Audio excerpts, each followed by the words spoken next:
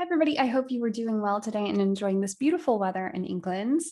And I know that lockdown has felt endless for us for this past year. So seeing a nice blue sky and a sunny day, some of the flowers are starting to bloom, and it just feels like spring is finally here. So it's giving me a lot of energy that was much needed after this long winter. And also the Highland cows are out locally. So maybe you've seen them at some of the parks, maybe you've taken some photos. So while we're working on this design today, you are welcome to use your reference photos as inspiration for your pieces. So this is a really fun design because we're going to play a lot with texture. So we're going to mostly just create an outline shape of our Highland cow, and then we're going to fill in with very little brush strokes, all of these really beautiful colors. So when we're working today, you can always veer from this example. I'd like you to be creative. If you have a Highland cow in your mind, if you want more of like a red toned or rusty colored Highland cow, you can change the colors a little bit. Or some Highland cows are a little bit more on that light yellow or like straw colored spectrum. So you can always make it a little bit lighter than what we have today on screen. So I'll talk a little bit about saturation too as we go into our design. I personally like a lot of muted colors that are a little bit closer to nature. So that's what I did for this piece for the presentation. But last night during my live session, I must have been in the mood for more saturated colors. So you can see how some of the slight color changes can really create a new style with your design that feels much different. So you can play with whatever texture that you'd like for your little hairs on your cow. And a lot of artists also like to incorporate other colors like rainbow colors within the hairs, since it's a wonderful opportunity to play with those textures. So again, you don't have to follow these examples exactly. And I'll use both of these as a reference for our design today. So I'll just quickly go over some of the materials we're using, and then we'll get started on our background. So I'm using a stretched canvas, and you'll notice that I've masked out a little bit around the border with just regular masking tape here.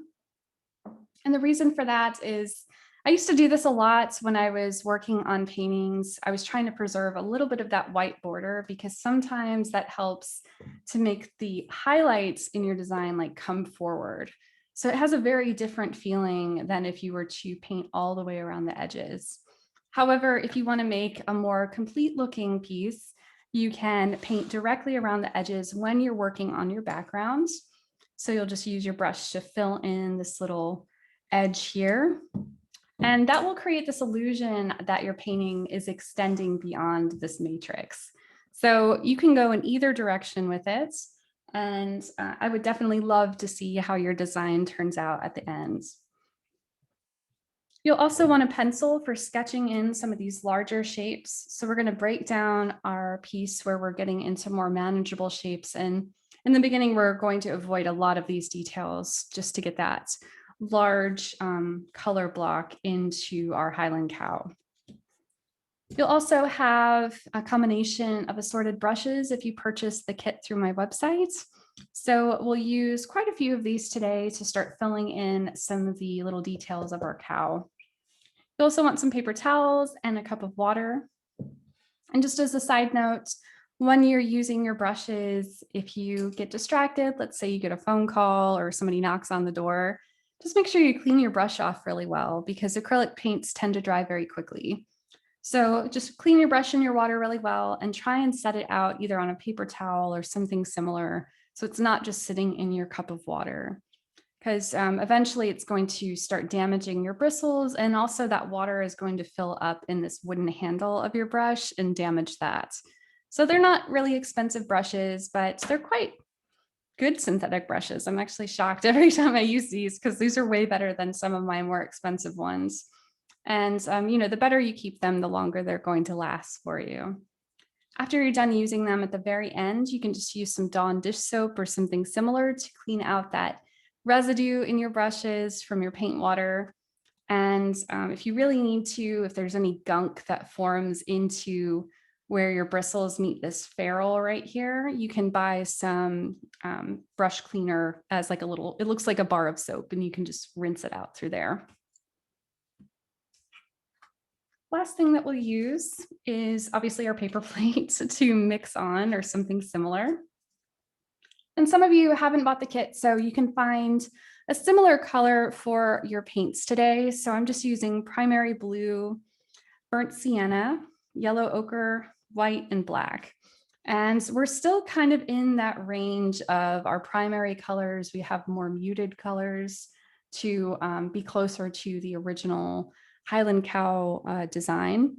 So we're going to mostly water these down quite a bit to create the texture that we need with our brush strokes. So if you were to just jump in with your brush and your paints and this really thick consistency, most likely it's going to create a lot of texture that you might not want. So we're going to really dilute them almost down to like a tea or an ink consistency, so you have more control over these textures. Now, another thing that you can use if you're getting more serious about acrylic painting, which I know some of my students are, you can get what's known as a flow improver, or this comes in a variety of different names, but this is a really good one to use. And this is basically going to thin out your paints and still maintain that binding that you would need so your acrylics just don't completely fall apart in the water. And they also make it a little bit slower to dry. So if you feel like, especially on a hot day or something, your paints are drying too fast and you have to constantly rework those areas, you can use something like this or a matte or gel medium to try and slow that process down. So this sometimes is called, this is mostly flow improver, but sometimes it's called like a retarder, and that will also work in a really nice way to give you just a little bit more time with your paints. Okay. So I'm not going to use that today just because I know that the majority of you may not have that on hand. So we're going to do that same effect with watering down our paints today. So I'll go over that in just a little bit. The first thing that we're going to want to do is think about what our background color is going to be for our design. And I put this one together using almost like this robin's egg or minty blue color, because I know that I'm using a lot of orange and really more earthy tones in the Highland cow design. And some of this goes back to color theory. So I'm not going to go too deep into this, but I know that some students are getting more serious about this. So I want to give you the reasoning, why I came up with these colors. So if I were to take out just a simple color chart, which is always something easy to have on hand, you don't have to get like a pocket guide. You can just print out something from the internet. But you'll notice on the color wheel that you have obviously your warmer colors and then your cooler colors.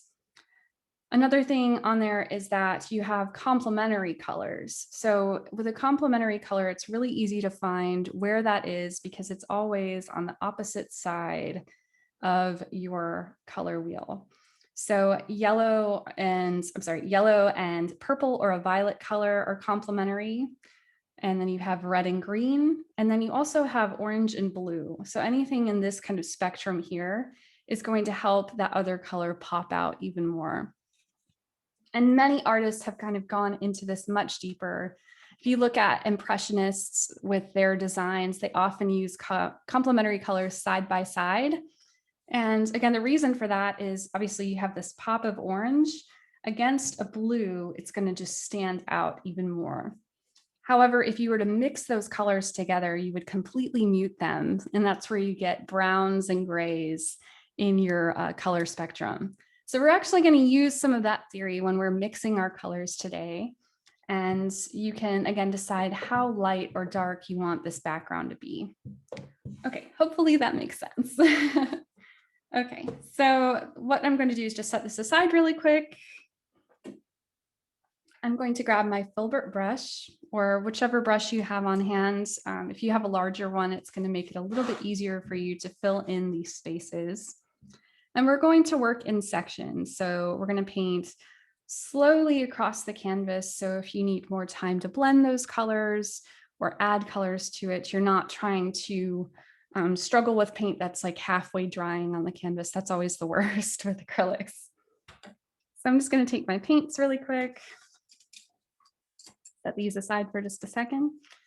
And with acrylics, you always want to, first of all, dip your brush in your water. You can just tap off that excess water on the lip of your cup. And this is going to soften the bristles of your brush and also introduce a little bit of water to this paint. So typically with acrylics, you need to water them down just a little bit so they're easier to control. So I'm just going to take a scoop of my white, however much you need. If you have a larger canvas, you may need a little bit more than this. And I'm going to just dip a little bit into my blue. And I tend to work kind of slowly. So I'll mix the color and see how saturated or pigmented it becomes before I start taking big globs of it. Sorry, I couldn't talk for a second. And this blue is very saturated. So primary colors tend to, especially with those cool colors, tend to have a lot of pigment added to it. So you can already see it's creating this baby blue color. And depending on how dark you want to go, you can always, add that color more, because my original one has a pretty dark background. Now I want this to be slightly more teal or minty colored, just because I'm using more of this reddish tone here, since red and green are complementary colors. So we're going to bounce back and forth between using your blue and orange complementary colors and our red and green. So I'm going to dip into my yellow ochre, and that will instantly start muting this color down a little bit, especially since this has a slight orange tone to it. And I love this color. If you see any of my other artwork, I typically will go for this combination. Especially when I'm working on bird designs, if I want to create a nice texture or color to my piece, I'll typically use with these color palettes that we're doing today. I'm going to add a little bit more yellow. And then if I need to, I can always go back in with a little bit more blue. And your acrylics will always dry a little bit darker on your canvas. So you just have to keep that in the back of your mind while you're working. Again, just take your time with this part so you can get the mixture that you'd like for your piece.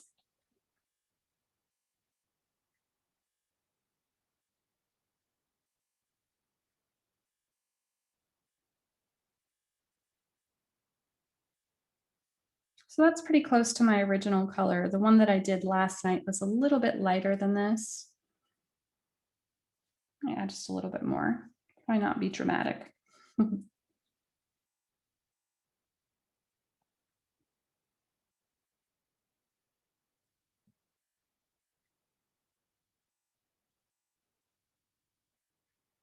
And that looks pretty good. So that's a nice like robin's egg blue color. It has a slight green to it.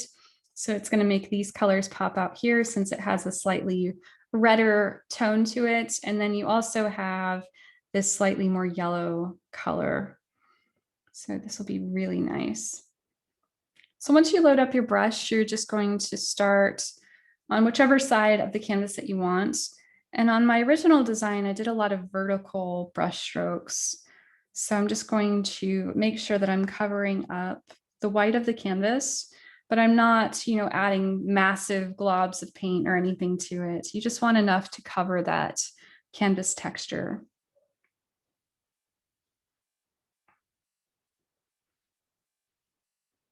And if you feel like your brush is drying out a tiny bit, you can always add a little bit of water to it, and that's going to help you move that paint across the canvas. So while I'm working in this section, I can always add a little bit more yellow if I want in just a few areas to create really nice texture on the background. It's also going to create that little pop of color to show off that Highland cow color range. I don't know why I can't talk for a second right now. So I can always add a little bit of white too if I want to add just like little streaks of white to it.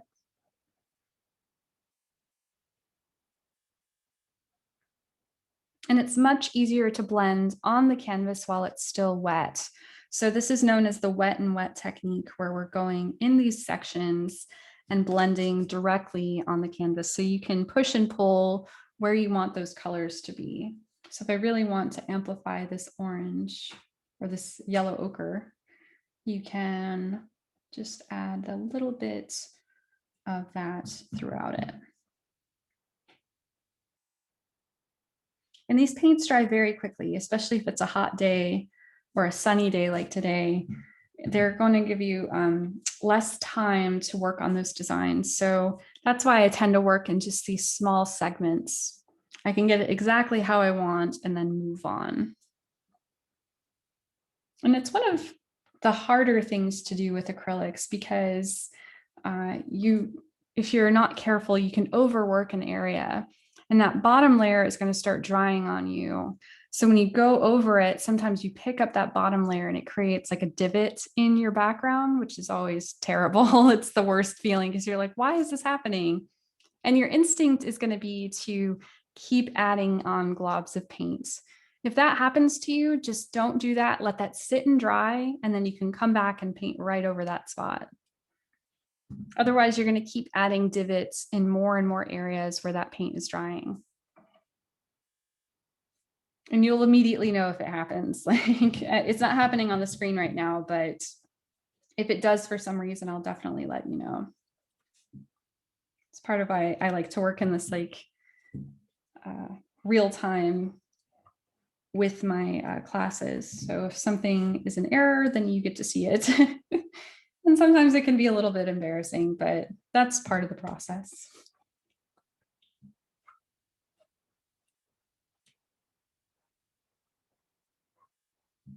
Again, I'm just using these vertical brush strokes.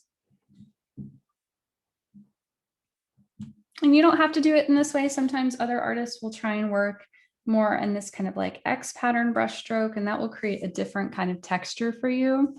So I'm just sticking closely to what my original design was. So I'm just going to start working a little bit faster so you can see that.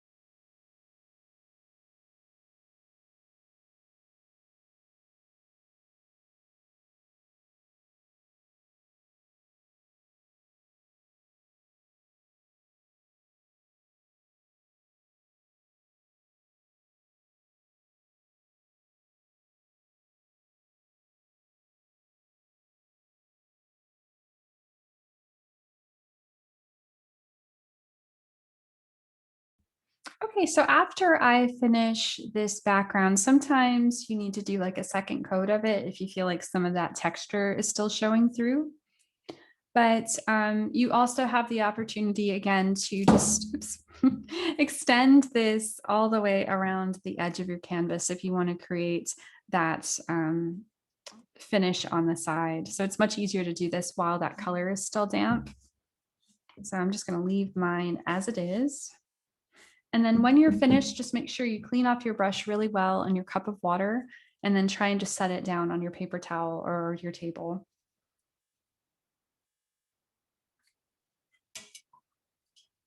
So I'm just going to let this sit and dry for just a few minutes.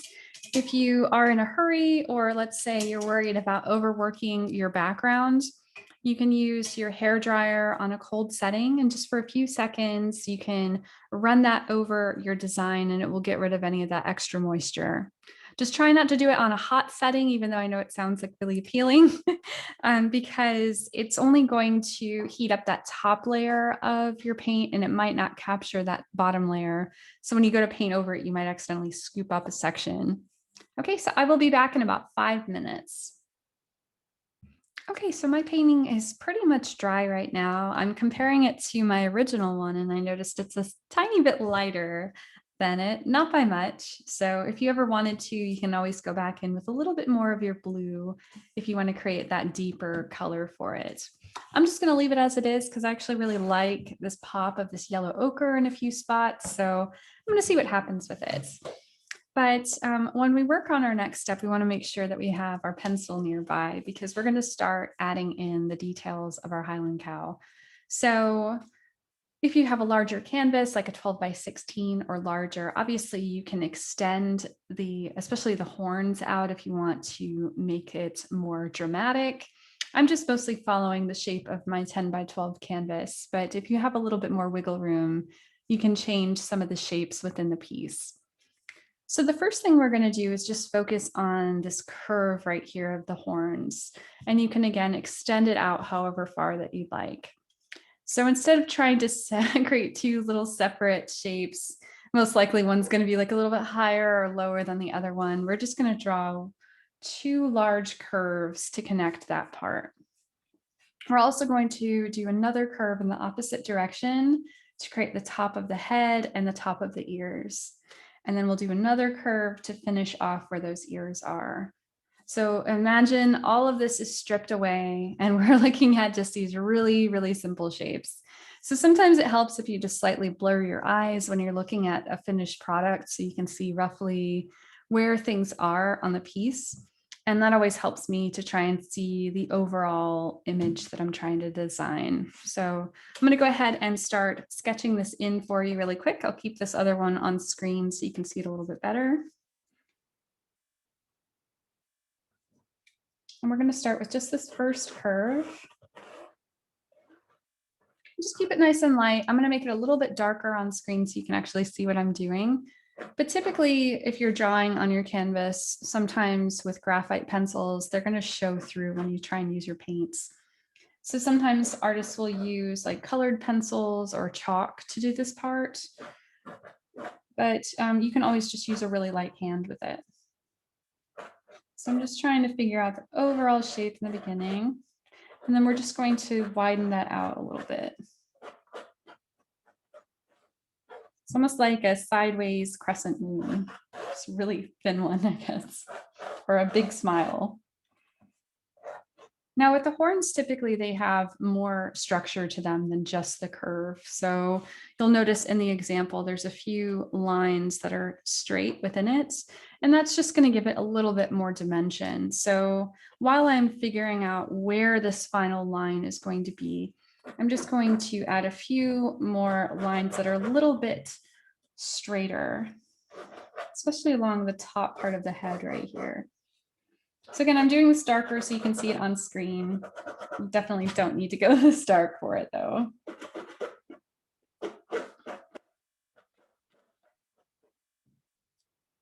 And when I teach my drawing classes, we usually talk about this a little bit more where sometimes you need curved lines and then sometimes you need straight lines to figure out where these angles are. So if I cross them, sometimes it gives me a chance to really see what I'm looking at. And these are known as extension lines. So those are just searching for that right shape.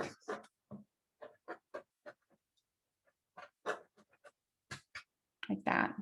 So again, you can see where these little points are at. They're very subtle, but it's a small detail that can really make your painting kind of come alive. So we're not looking for photorealism or anything today. We're not trying to go that detailed with our piece. But sometimes getting the proportions right and some of these direct lines right will really make the finished piece look really great. So I'm just going to do a quick little line over here so you can see how that comes together. Okay. So then we're also going to do another curve going in the opposite direction.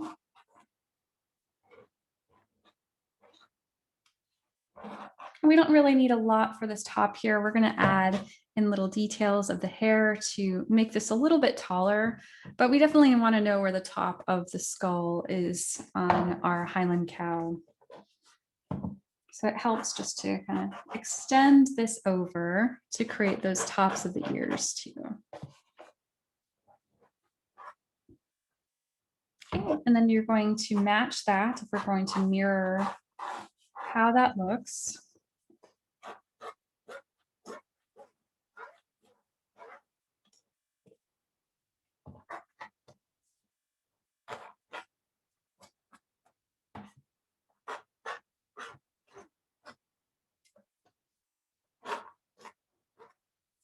So it's kind of like an elongated football shape.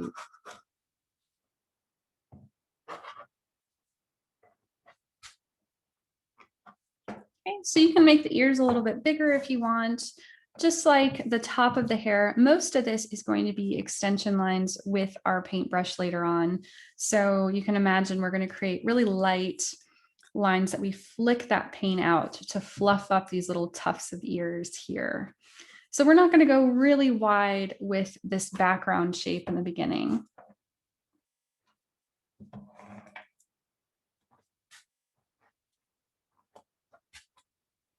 So the next thing I'm going to do is I'm just going to figure out where the bottom of the chin is, or like the mouth right here.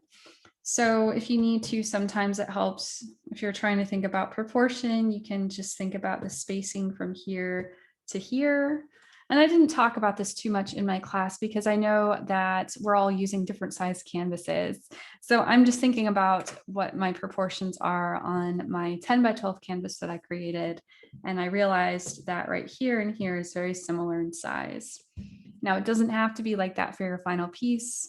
I know with some of them, they have different shaped faces based on what type of Highland cow they are.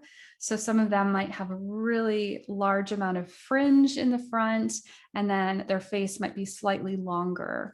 So also this is kind of like a dead on angle of the Highland cow. So you can always have it if it's like turning its head down a little bit. Obviously the chin is going to be a little bit lower. So if it's a little bit different, don't worry about it. Just go with whatever you think is best for your design. But I am going to make a little marker right here to know on my painting roughly where that chin kind of ends. Like that. And if it helps you, if you're trying to think about the proportions, if you want things to be kind of even on both sides, which I'm not really focusing on very much today, but if you wanted to, you can always draw down a little center line for your piece and see, you know, how things are proportioned with each other. Okay. And then here you can see there's kind of an angle.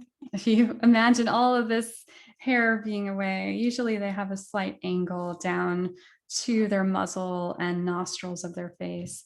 So we're mostly going to cover this up with our paint, but just to give you a reference, we do like a really abstracted kind of cow shape. You can see that. Now, sometimes I'll do it with a slight angle to it like this, where it's like a little bit of a curve. If I'm trying to figure out where this section of the cow is with the front, because you can see there's a little curve that's created right here. So I'm just going to quickly sketch that in.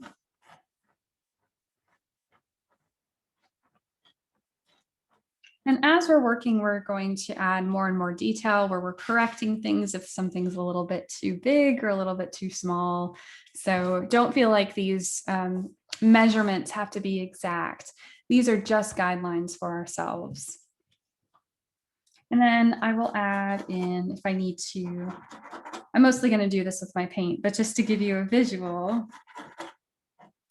of the nostrils right there. Okay.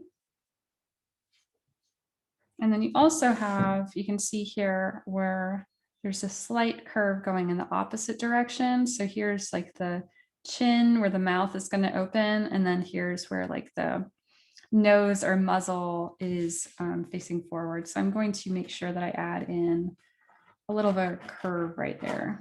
So it's going to make kind of like a sad little face in this spot for a second. Okay.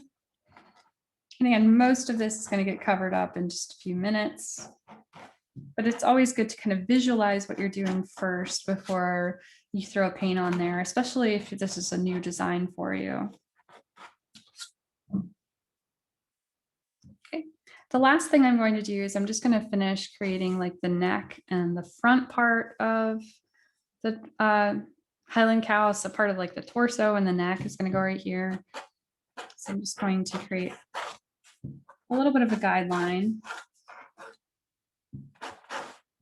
It's very stylized right now. It looks like a monumental or like abstracted cow or bull face. But most of this, again, is going to be extended out with all of those tiny little brush strokes. So we're going to fluff out our Highland cow and our later steps that we're doing.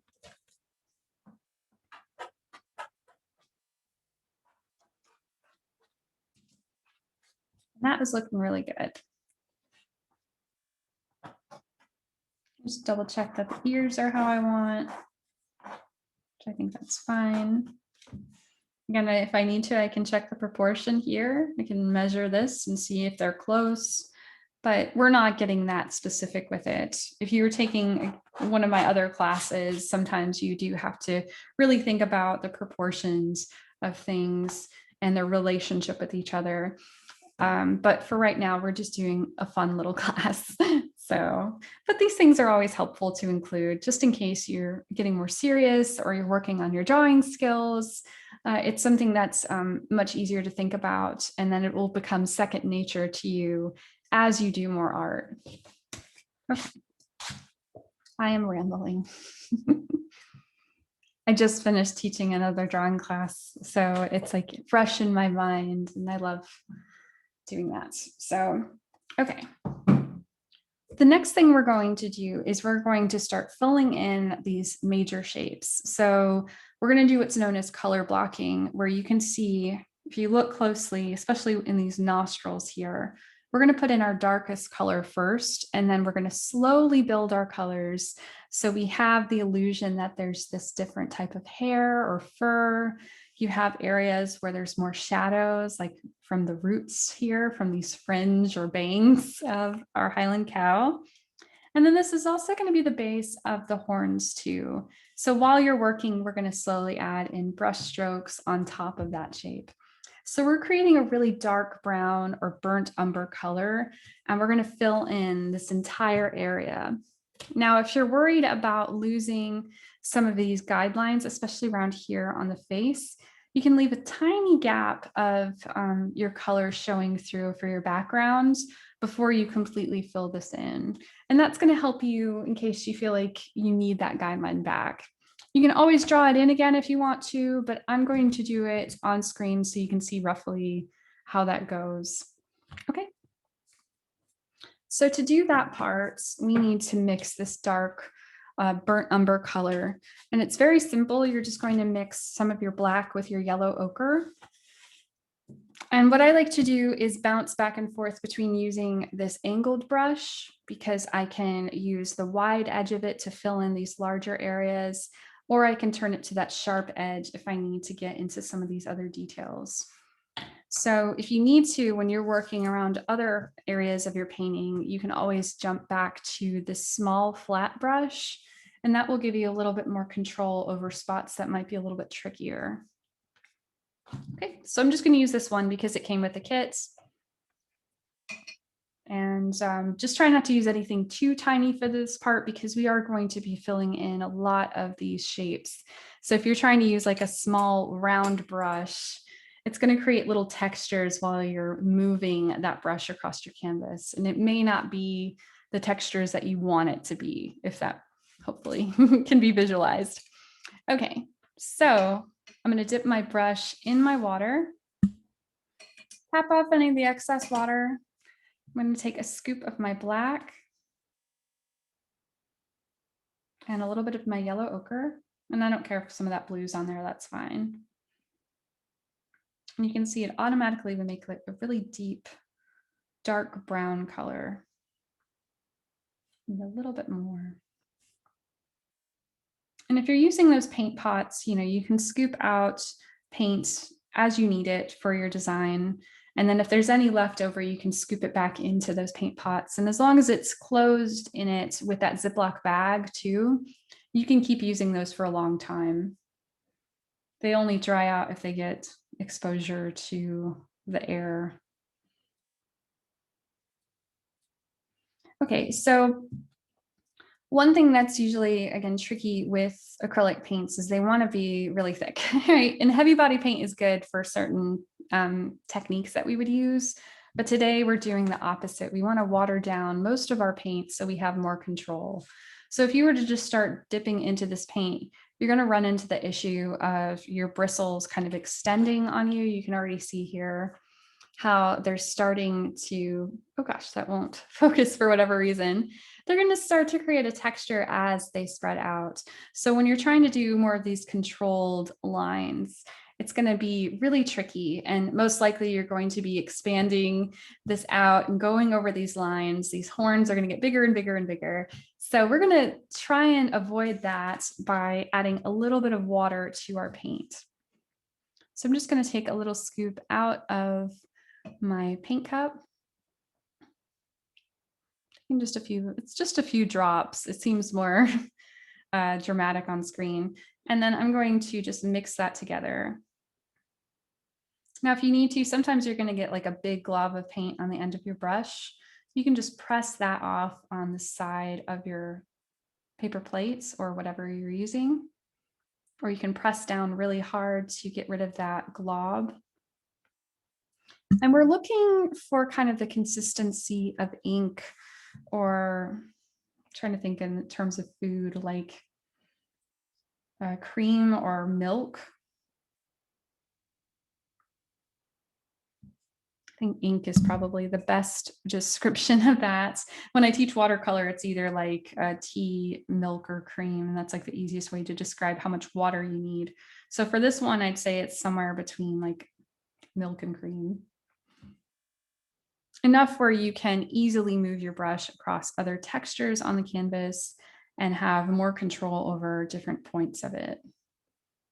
So here you can see it's nice and fluid. This is again where if you had some of that flow improver or something, if you were investing in acrylic materials for your collection, I would definitely get something like that, even if it's a tiny bottle. But you can get the same effect with water. The only difference is with the water, if you add too much, you're eventually going to break down the binders or polymers in this paint. So we're not doing that today. It takes a decent amount more water with it. But I would just, go slow with this process to make sure you're getting that consistency that you want for your paint. So when you go over it now with that more fluid paint, it should be much easier to drag it across the canvas, especially if you're trying to follow these lines. So it should be just a really nice, smooth, flat paint.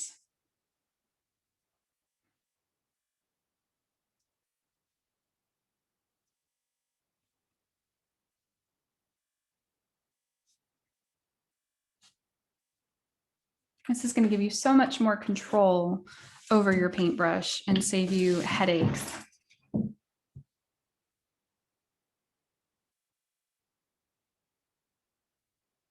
And if you press down a little bit harder with your brush, especially when you're going around those edges, it's going to create a really nice smooth line for you too.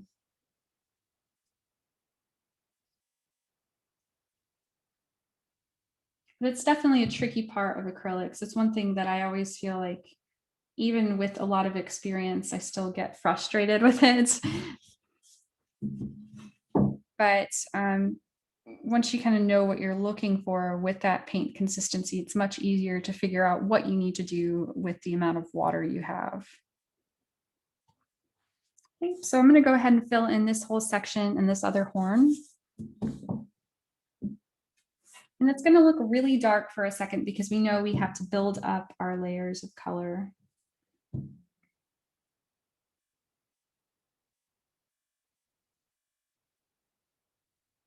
And just keep loading up your brush as you need it so you don't have to worry about those bristles moving apart on you and creating a texture that you might not like.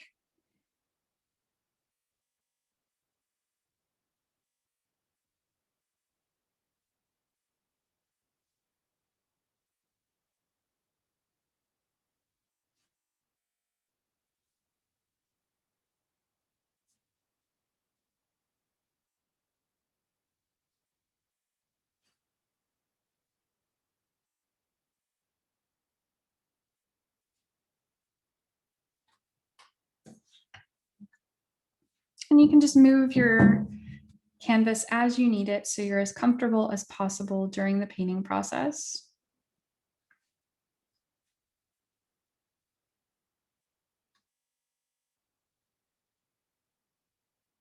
So it's always hard to paint when you're feeling like you're painting at like a weird angle or something. And I'm left-handed, so everything is always backwards for me.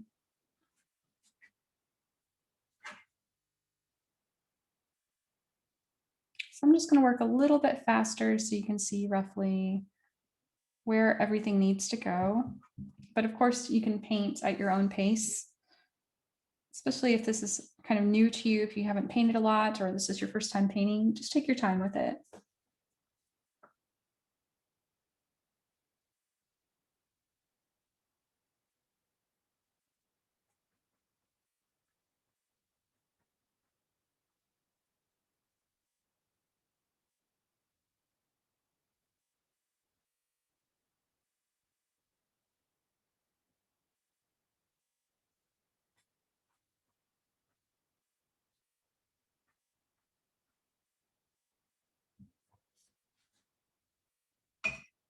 Now, when I get down to this area around the face, if I'm worried about losing this line, I will just leave a little bit of a gap right there.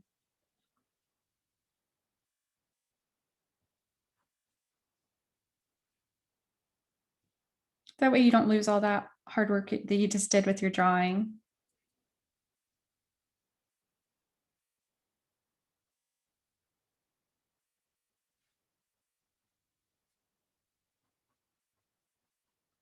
And if you feel like your brush is getting a little bit too dry, just add a little bit of water from your cup. And that will prevent any of that extra paint from drying in your ferrule and those bristles at the end.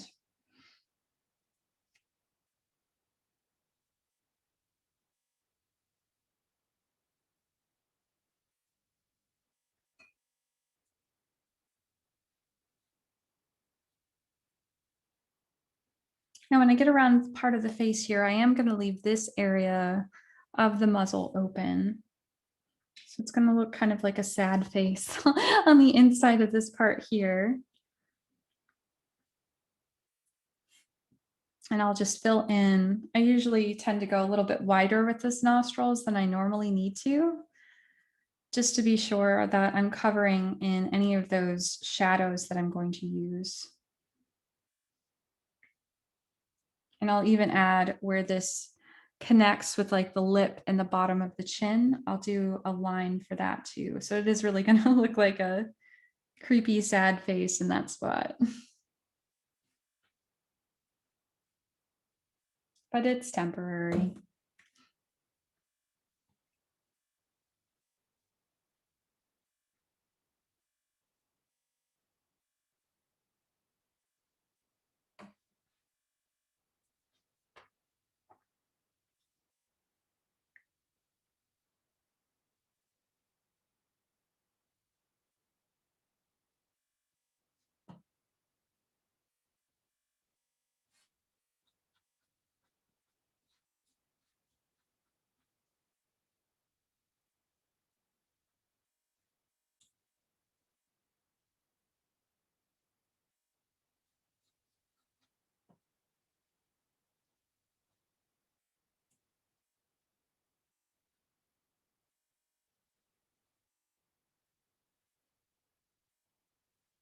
So I just filled in that line for myself because I don't really need it for mine. But if you need to, you can always leave a little bit of a gap right there where that drawing was done.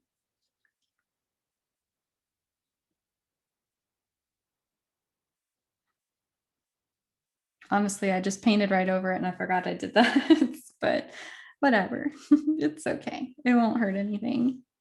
I'll show you how to add in that line if you did accidentally cover it up again too.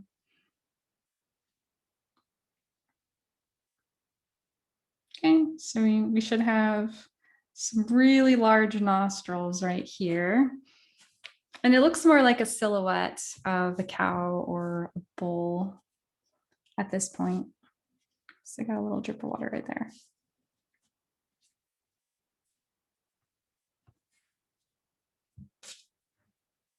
Now at this point, what we're going to do is start adding in these little tufts of hair and things that are coming out from these points. So it's not going to look nearly as sharp as it does around the face and neck of the cow. Now we're going to keep these lines here for the horns smooth, but everywhere else we're going to start adding in that texture.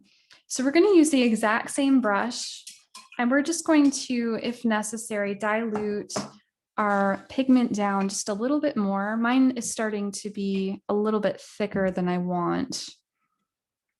So again, look for more of that ink consistency where it should be nice and fluid. If you need to, you can always test to see if it's too transparent. So that is fine for mine, but if you were to add, let's say, too much water, it might, well, I'm trying to get it. It might look a little bit transparent. I guess that's an okay. Try that one more time. Yeah, if it starts to look too transparent, where it looks kind of streaky, just make sure you add a little bit more of that pigment to it. And I'm using this angled brush still because I'm going to use it in a kind of an odd way. It doesn't feel normal, but it gets you the texture that you're looking for. So I'm going to load up my brush and then I'm just going to press off any of the excess paint on the side so there's not any big globs of paint. And then what I'll do is I'm going to just use this part of my brush on the very end, this little tip of the angle. And when I hold it directly on top of the canvas, you're only having this point right here, right here, hitting the canvas. And you're using just a little bit of pressure. So if I hold it this way and pull towards me, you can see how I'll immediately create some really thin lines. So I'm going to just extend those lines out. And as I need to, I'll load the brush up again, so I'm not creating any other textures that I don't want. And we're just going to fluff out our little cow.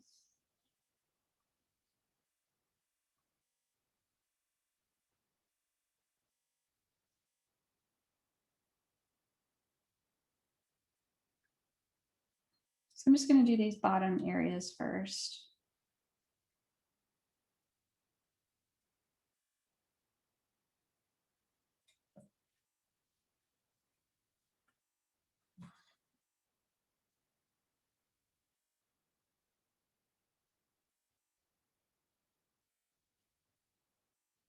And you can get rid of that hard line a little bit if you just fill in some of those sections, like you can see right here.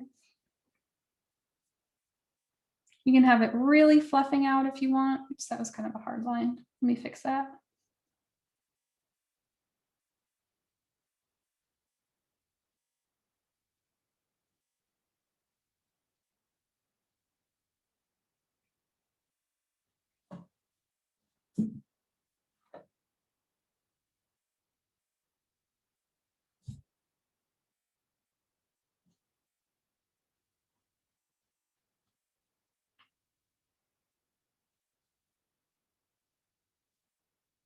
And then when you do the ears, I'm going to load my brush up again.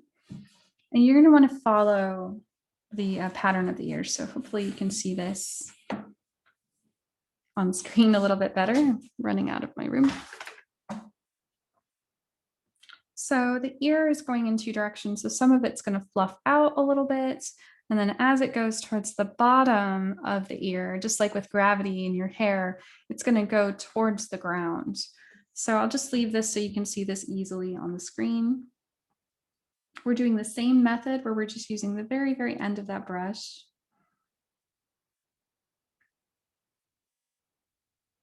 And barely any pressure to create those really thin lines.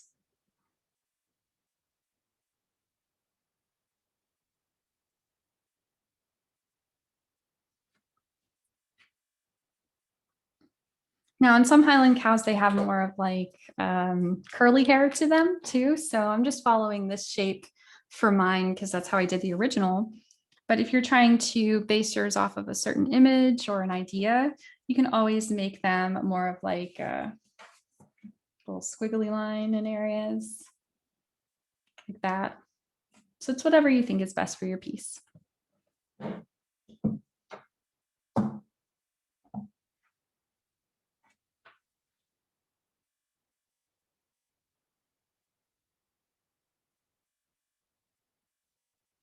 And just take your time.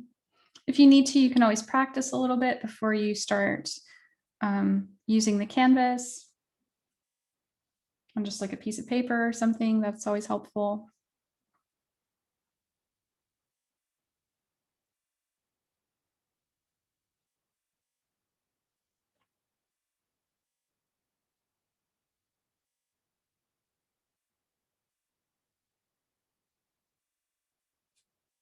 And just make sure you load your brush up again as you go.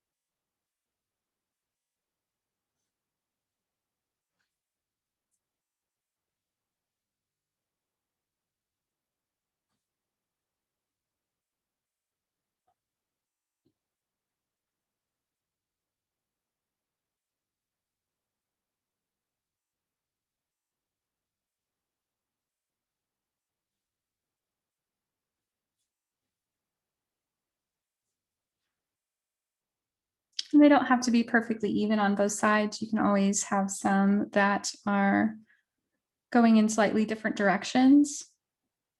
But you can create some really thin lines with just a little bit of pressure from your brush.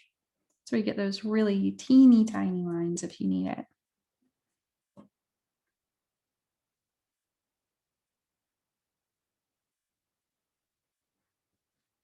And I use this technique when I work on a lot of bird designs, either with watercolor or with acrylics, just because you can use your brush to do most of that work for you instead of trying to go in with a teeny tiny brush. Sometimes these bigger brushes are easier to use. I have just a few little baby hairs and things kind of popping up here like it's blowing in the winds. And I'm going to create a little bit of a cowlick for when we put in like the bangs or fringe of our little Highland cow. So if you need to, you can always turn your piece. I'm going to turn both of mine upside down for just a second.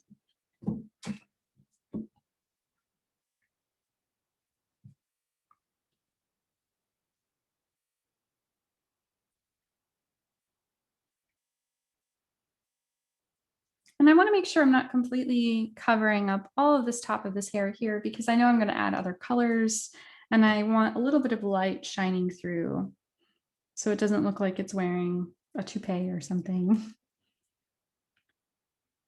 But that's just me. You don't have to do it the exact same way. I think they look really cute when they're fluffy. You can make them have like bed head and all sorts of stuff. That's looking pretty good. Right here is really cute. Let's pull that in a tiny bit. When we add in our other colors, this is all going to make a lot more sense, because right now you're probably wondering where we're going with this. But I promise you it will turn out great. Okay, so I might need to make a few little adjustments to the nose. So I'm going to just make it a little bit smaller.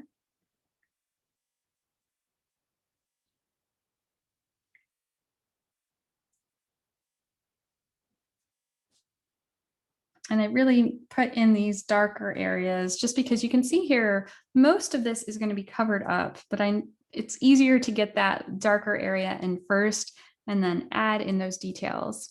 And if you're in the live Zoom session, I know that some people wanted to rework some of their nostrils and things on their Highland cow. So when we get to that part, we're going to slow that down. I'm going to hold it up to the camera a lot more so you can see any of those little tiny, tiny details within the painting. Because that part of the animal is always really tricky, especially when you're looking straight on where there's no other angles or things. You're really looking right at the front of the nostrils and the muzzle. So it can be tricky to create that three-dimensional look with it. So after that, I'm just going to clean off my brush really well. And I'm going to let this sit and dry for just a minute before we start on our next step. Okay, so this is mostly dry now. There's a few spots where I can see it's still a little bit glossy, but I'm going to go ahead and show you how to create our next color. So our next color is going to fill in this little sad face for the nose of the Highland cow. We're also going to start carving out where these nostrils are. So this is definitely going to get a lot wider right here. And if we look closely, we can see this kind of deep gray or like a mid-tone gray within the part of the horns. So we're going to include that and also start carving out our first layer of these different textures of the hair. So again, I will go over in detail how to do more of the nostril, because that is always, or nostrils, because that's always more challenging. So I'll hold this up to the camera a lot so you can see that part. So it will be easier for you to add in that. So I'm going to use that same mixture that I had. I'm just going to lighten it up with a little bit of white. So if you need to, you can always switch to your small flat brush. This is the number 6. If you want to use that to carve in some details of the horns. I'm going to just continue using this angled brush because I will show you how to create these little inner hairs that we're going to have for our piece. So I'm going to use a little bit of white and take a little bit of that other mixture. We want it to be about a shade or two darker from that original one. I'm going to do it a little bit lighter on screen so you can see it. So it's not a huge shift. You can always push that back with a little bit more of that burnt umber color. And since it's already mostly diluted, we can add in some of the details of the horn. If you need to, if it's like too thick of a color or a consistency, you can always add a tiny bit of white, or gosh, a tiny bit of water on your brush. I'm talking too fast. So you can see how that changed that consistency a little bit more for you to have that control. And I'm going to add in just a little flick of color along part of the horns and in here. So you can always turn your brush to have that sharp side to it if you're trying to carve in those little details, or if you want wider areas, you can use the broad side of your brush. And we want to make sure that we're not completely covering up that original color that we used to block in our Highland cow. That way you can see little highlights and shadows and other little textures that are forming on these horns.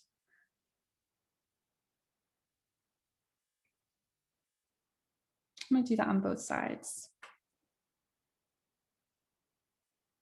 And so much of this painting is about just adding tiny layers So if we're adjusting the value of our color, even by one or two values, you can see that it's going to really create this texture and this illusion of volume. So it has this rounded quality to the horns that you couldn't really capture in other ways. It's also just good practice for you too, to play with these brushes and learn more about color. So I'm going to use the same color. I'm just going to add a tiny bit of this yellow ochre. And I mean, just like a tiny, tiny bit on the end of my brush to part of my mixture. And I'm going to start filling in this shape for the Highland cow around the muzzle. So if you need to, actually, I'm going to switch to my small flat brush because I think that'll be easier for you. So again, just clean your brush really well. And I'll use this one just so we're on the same page. This is going to be much easier to handle. Dip your brush in your water and into this original color. And we're going to start carving in the shape of the nose. I say nose, but I think technically the term is muzzle. Or I don't think it's snout. Snout would be more for like a pig. I feel like my brain goes like blank when I'm trying to describe these things in my classes, and then I'll wake up at 2 in the morning and I'll remember what it's called. But that's just life. So I'm just going to fill this in.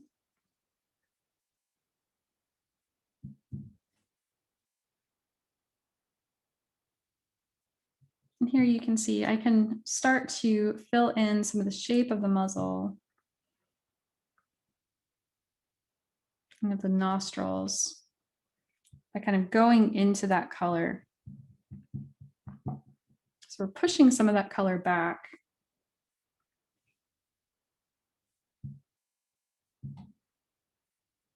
And most of this on the sides is going to be covered by hair.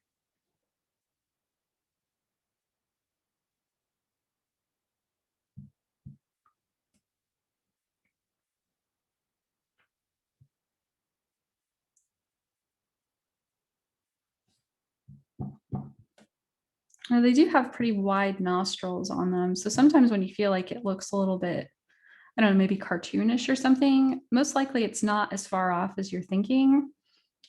But I am going to try and push that in a little bit more so that they're not so pronounced. So I'm going to move this over slightly so you can see roughly the shape. And there's a pretty wide area right here in between the nostrils. So this one's actually a little bit small. I'm probably going to have to go back in with that darker color in just a minute.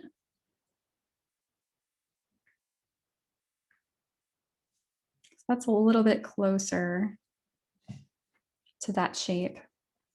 So just make sure it's a little bit wider right here in this little gap. Now, if I need to, I still have that original dark color, so I can always carve that back in where I need it.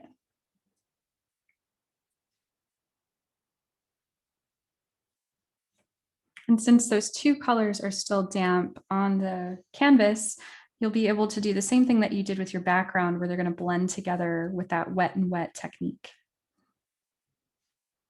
So just a little bit of a shadow right there with that deepest area of the nostrils.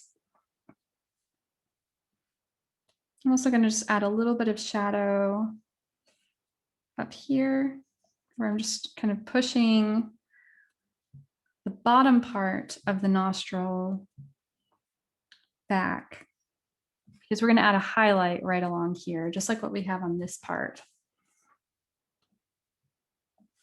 I'm also going to fill in this little bottom part of the lip, or I guess it would be the chin.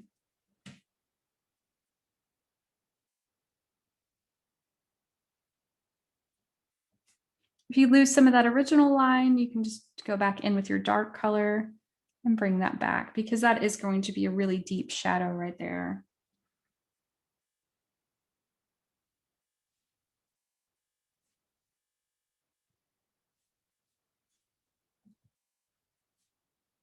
Again, I'm just working a little bit slower on this part because I know this is definitely the trickiest part of our painting, other than just getting the consistency of the paint correct.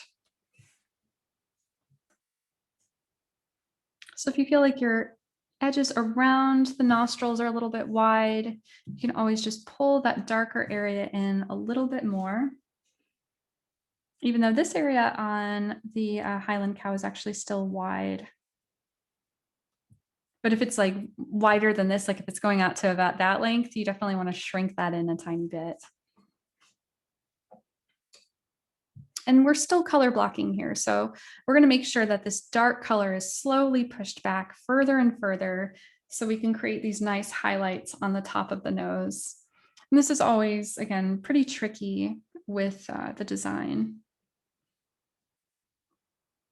Sometimes it's easier to see something at a slight angle instead of being from the very front, because that perspective just flattens all of those little shapes that you can use as a reference. But it's a good challenge. So don't be too intimidated by it. It'll be fine.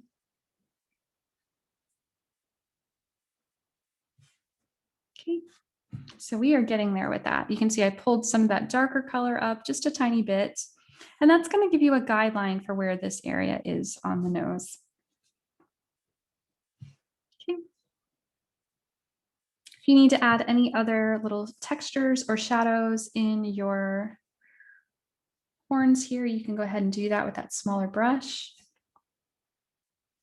And then I'm going to switch brushes back to that angled one because I'm going to show you how to create the separation here and the direction of where these little fringe and bangs are going.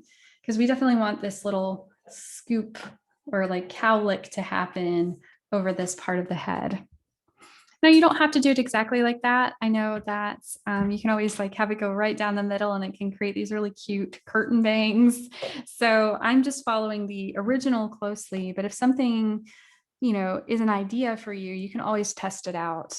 If it doesn't work, you can paint right over it after it dries. So we're going to continue to use this lighter color. If you need to, you can go ahead and mix a little bit more of it up. Make sure that it's nice and fluid.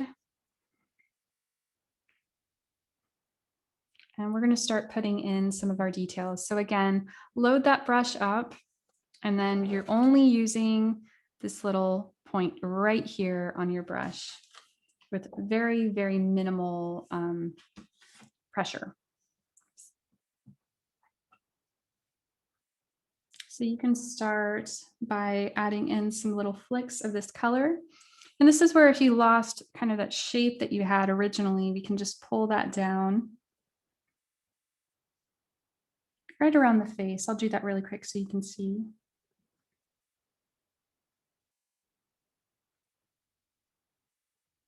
Like that.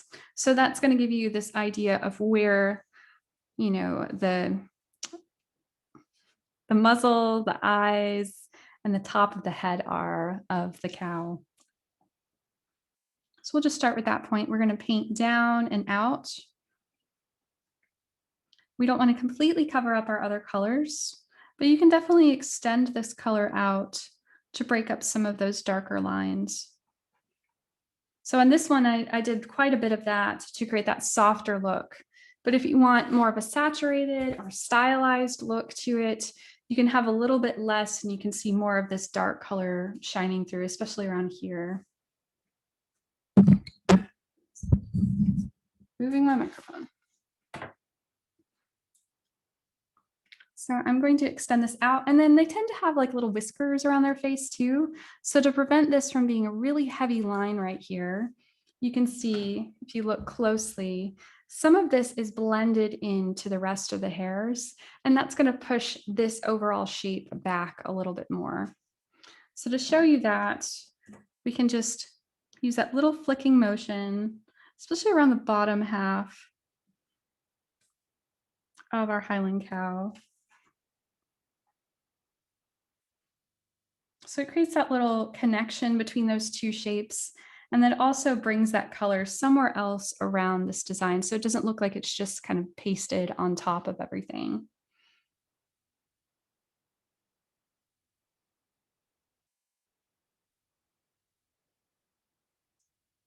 I'm going to do a little bit around here. And what I like to do is make sure that I leave a little bit of gap right underneath this chin. You can see this is going to be our deepest shadow on our painting. So it's just like us, like if you imagine the shadow that's created under your chin and your neck, it would be the same for the cow where this is protruding out and then that shadow is right underneath it here. So we're going to use a little bit less of our lighter paints in this area just to push that back and bring this part forward. So I'll leave a little bit of a gap right there, just as a reference for myself. Now, if you lost that in your original painting, you can always bring that back if you mix that darker color, and you can include that in just a few spots underneath the chin. It's very easy to create more textures and things in there. Because I know when I originally did this, I like went crazy with the hairs and I had them everywhere and I lost a lot of this original color. So we just need to make sure we have a little bit of this still showing through, and that will create a lot of those shadows for you without thinking too hard about it.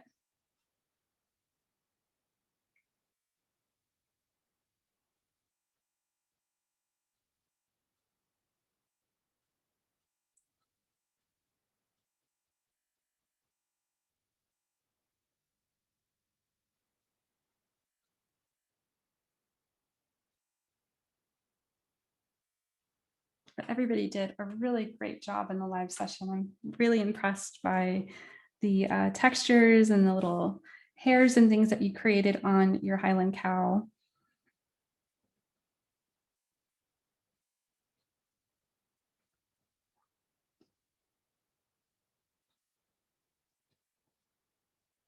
And don't be afraid to extend those lines out a little bit to break up some of those darker areas.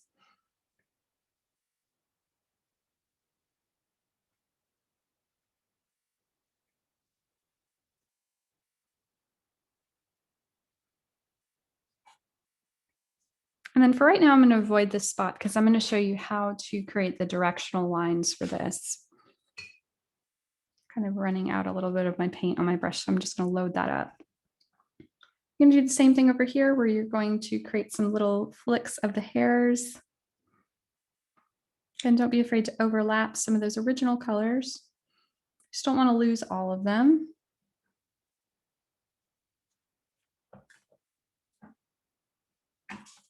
Ooh, I got scared for a second. I thought it stopped recording. That would have been terrible.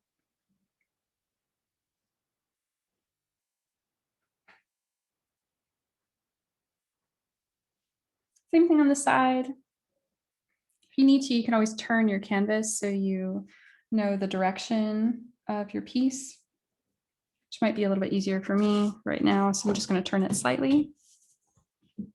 That way I can pull it towards me without having to worry about where that's going. And as long as, again, you're following that initial direction, everything should really come together for you.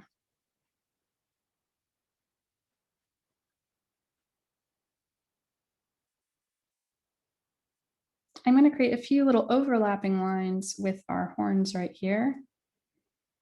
And then I'll do a few kind of coming up from this spot too, just to break up some of those other shapes. Again, I don't want to completely cover up what we just did, but I definitely want some more dimension there. And that's looking so good. Okay. This is always my favorite part.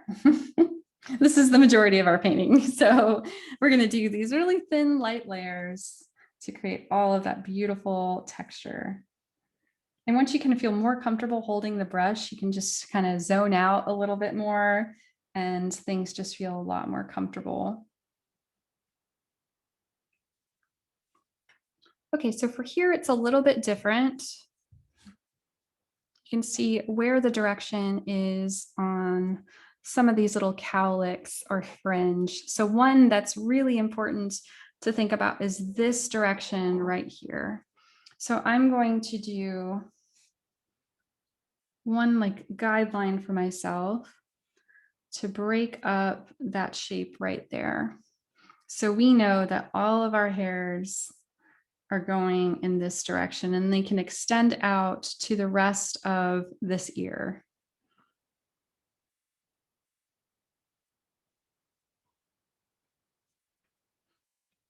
And if you are working from the live session yesterday, I know people had a few questions about this part.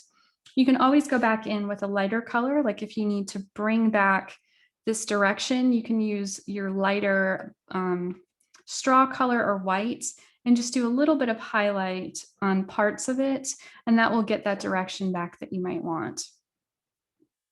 And then you have another one kind of scooping over here.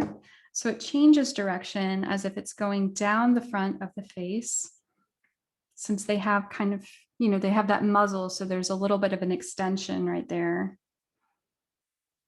So I'm just going to pull that down a little bit so it's straightening out a tiny bit. And then it starts to curve in this direction.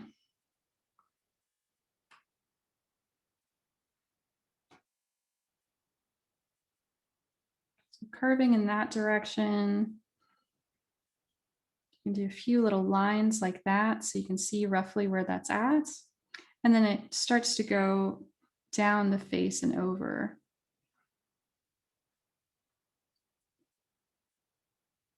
So you have this scoop and then you have this scoop or guideline.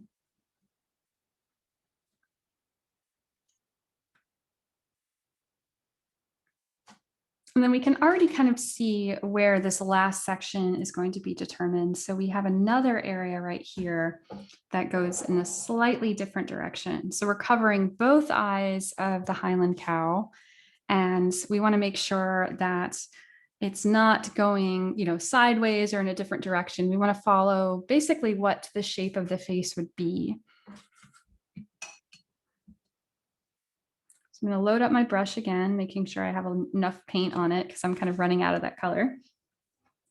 And I'm going to just show you this original line right here. So we're going to break that up and then start kind of pulling this down. And you can see on the side right here how that's going to separate later on. So this section here is going to be closer to us eventually, and then this one is going to be pushed back. So each time we do this, I'll go over this part slowly so you can kind of get the correct movement of it if you're trying to do this design pretty closely. Now, obviously, you don't have to do that way. You can have them, again, split down the middle if you want to have more of just like this simple curtain bang, which looks really cute. Or you can have it have more of a cowlick where you have a really high arch right here, if that's easier for you, since this one's kind of subtle. So don't be afraid to experiment with it. At this stage of your painting, if something is a little bit off, it's not really going to make too much of a difference anyway, since it's closer to this bottom layer of our painting.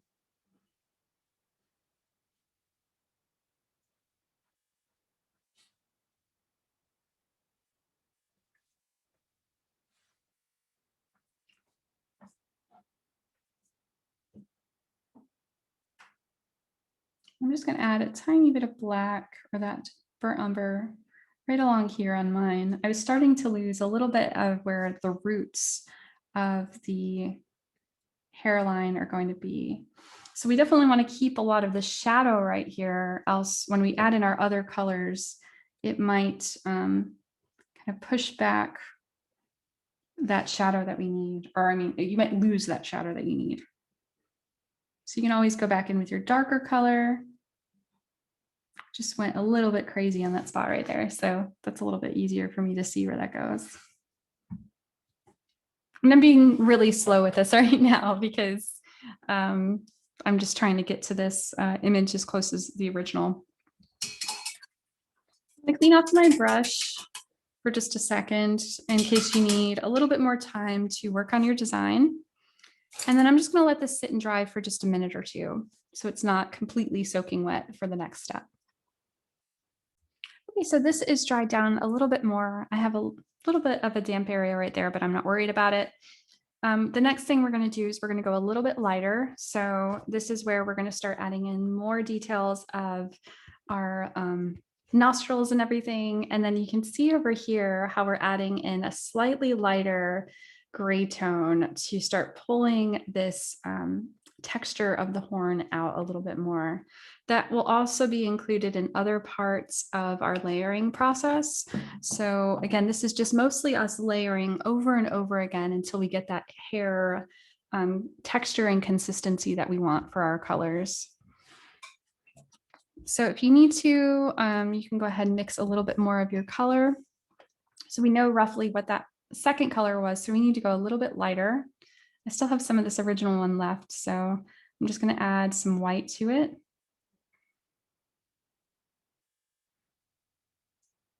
And just so it doesn't look too jarring against our other colors, I'm going to add just a little bit more of my yellow ochre to it. So it's just a shade or two, actually a little bit more than that, lighter than that last color. If I need to push that back a little bit more, I'll just take a little bit more of my original scoop of that color. And that's a little bit closer. So it's not too far off from those other two. And these are just our values that we're shifting to create more of that highlight and shadow within our piece. So I'm just diluting that with some water, just like what we did before.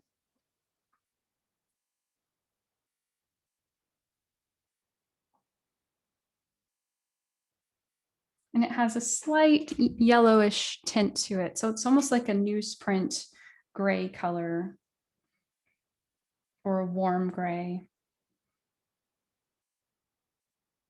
Okay, I'm gonna load that brush up and add in just a few little details around the horns.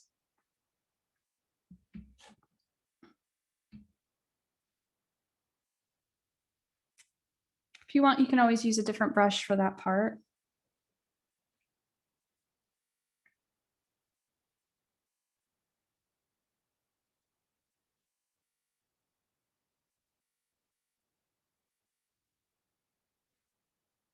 And since we watered that down, it should be pretty easy to go over any other textures on your canvas.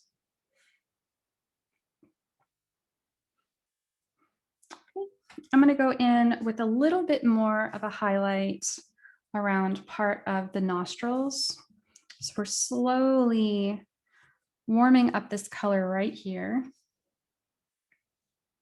And we're going to focus on this highest point of the nostrils really quick so we can make sure that we get the correct shape that we want. So this is kind of a big brush. I'm going to switch it really quick. Just going to wipe off any of that excess color on here so I don't waste it.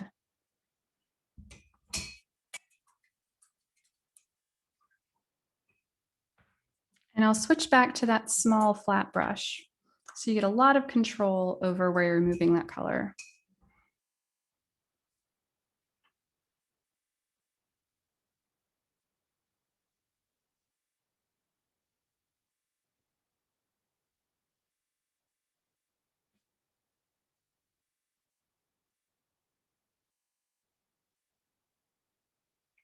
Okay, so that's a big part of the highlight for the nostrils.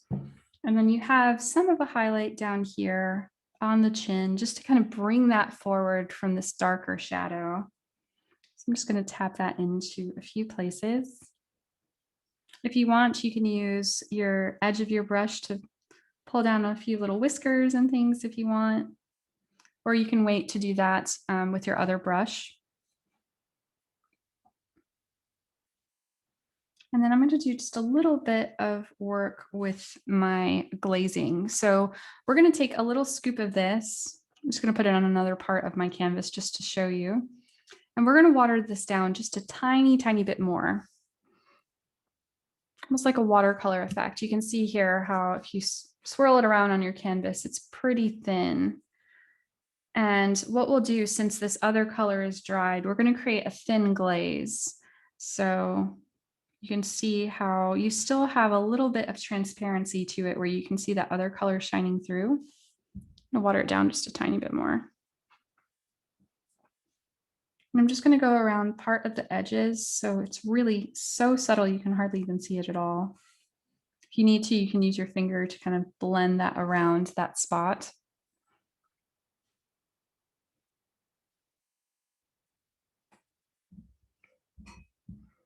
Make sure it's nice and watery.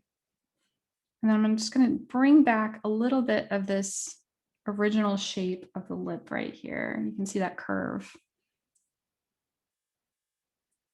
And it's such a tiny thin glaze that it barely makes a difference, but it's just enough to create a relationship between that original dark color we had and our new highlight.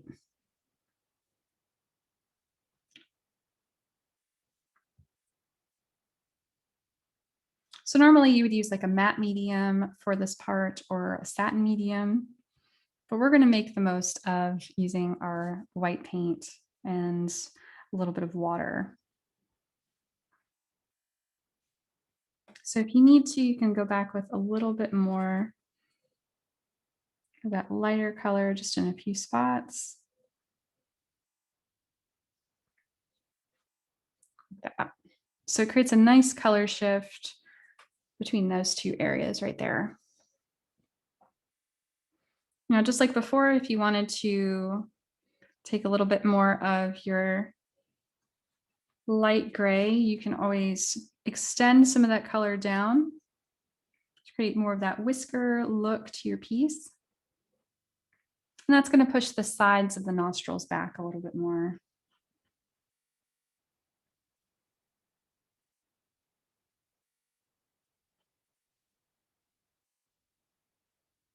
And eventually when we do these top hairs and other textures, these sides are barely going to be visible. We're just going to see a little bit of this color shining through.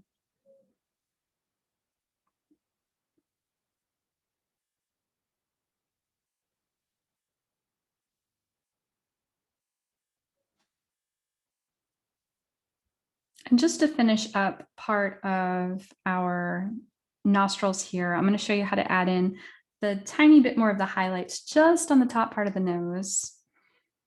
So we can take a little bit of this original color. I'm going to add a tiny bit more of my yellow ochre to it and a tiny bit more white.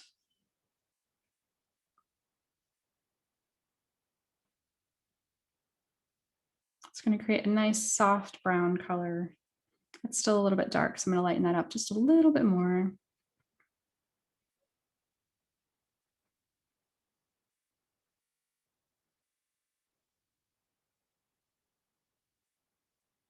It's almost like a sand color.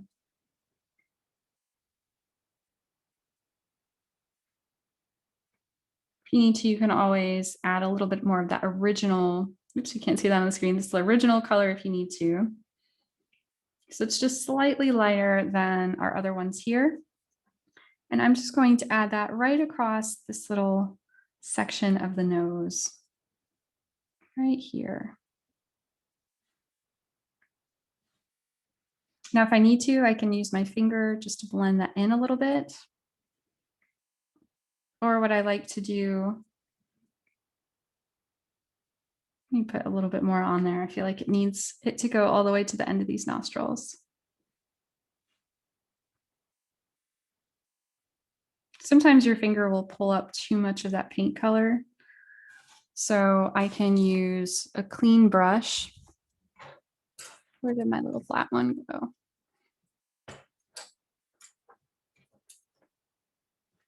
Actually, I'll just use my angled one. I'm holding the flat one. I can just use a clean brush and just blend that down and just soften those edges of it. That way you're not, adding some of your like fingerprint texture on there, but you're bringing this part forward a little bit more. So soften that with a clean brush.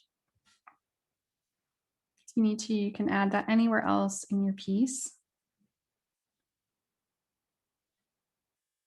I think I need a little bit more right here. We really want to emphasize that top part of the nostril. There we go. And then you'll use that brush again to just soften the edge. So it's a very subtle color shift. but it makes a huge difference with creating that little highlighted area.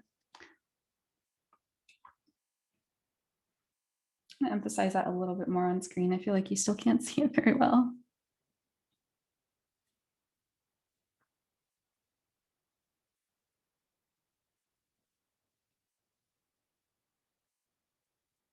There we go.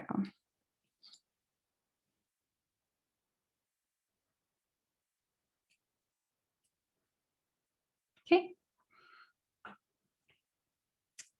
you need to, you can add a little pop of that color down here too. So just on that bottom portion of the lip.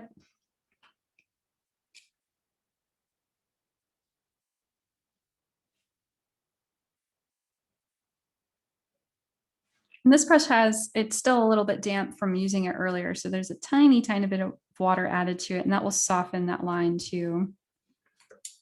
Got a little bit of a glob right there, which is perfectly fine. I can always touch that up with my dark color.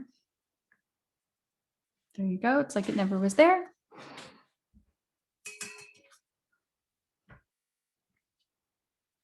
And then I definitely want to add a few more little highlights. So we're going to really take our time with this because, again, this is the hardest part.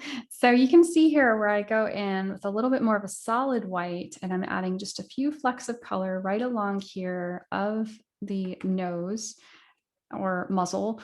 And then I'm adding a little bit of white right around these nostrils here. So that's going to help push that color forward. When we add in our yellow ochres and reds later, we'll do a little bit of a glaze right here to push the rest of these darker colors back. So we're almost done with this part. So to do that, I can either continue using the same brush. I'm just going to add a little bit more white on it. Or what I suggest is cleaning this brush after you mix your color. And then we'll use our really small brush for that. So you have a lot of control over this part of your painting.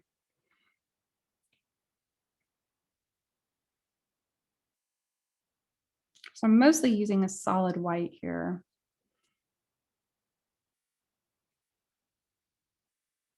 Okay. Clean off my brush.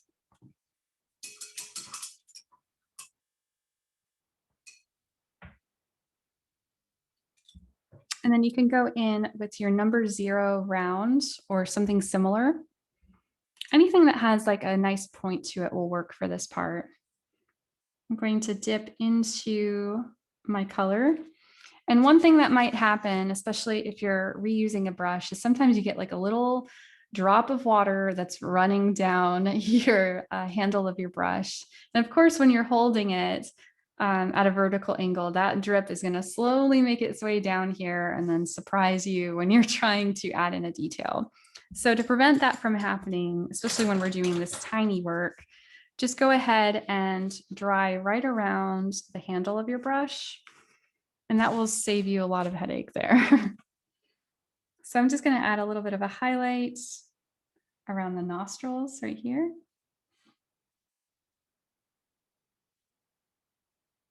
If I need to, I can always go back and soften some of that color with a clean brush. And it can have a little bit of water left on it. And then you can just blend that into your other area. So I definitely want to keep a lot of that white there. But that will prevent like a big heavy line from appearing in that spot if that's not what you want.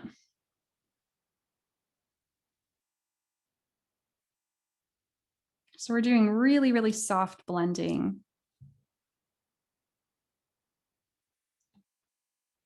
And you don't have to go this extreme with this. This is, just for this painting. And I'm trying to get it as close to the original as possible. But as long as you have this overall shape in here, nobody's going to really care if you add in all of those details. It's just something that can be a nice challenge for yourself if you're wanting to add in a little bit more of that three-dimensional look. So I'm going to add in just a few little brush strokes here or there to kind of break up this part of the nose.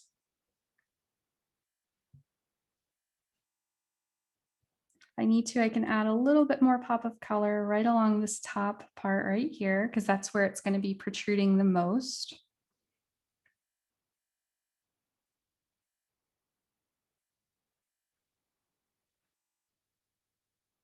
You can see how that's creating a nice little three-dimensional look.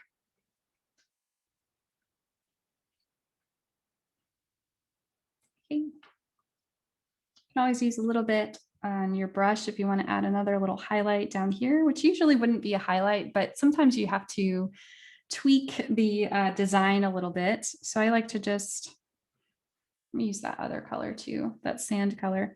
I can just break up some of this line right here. It's just some small brush strokes. Again, this isn't essential for it. Just add some texture right there, since they have a lot of hairs and whiskers and things that we don't think about until we're looking at the details of the cow closely. And then you can always extend some of those lines down. So you have the original image that I emailed you. So you can always zoom in on that if you ever want to look at some of the details that I put in on the painting. Yeah, and just a few little whiskers or hairs, whatever you want to call them. Pretty sure they're whiskers. And then anywhere else where you may need to add in a little bit of a highlight. So you can always extend this little line up here a little bit more for your nostrils.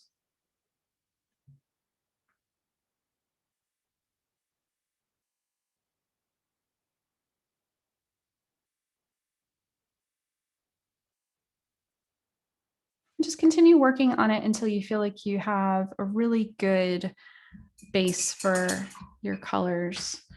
So again, we're going to add in a lot of these other browns and yellow ochres in just a little bit, and that's going to push that darker color back a little bit more. If you're really concerned, like if this part looks still too dark right here, you can go back in with a little bit of this sandy color that we just mixed. We'll do a glaze just like what we did before, where we're just taking a little bit of that color and really diluting it down where it's almost transparent. And then you can do a little bit of glaze just over a few spots.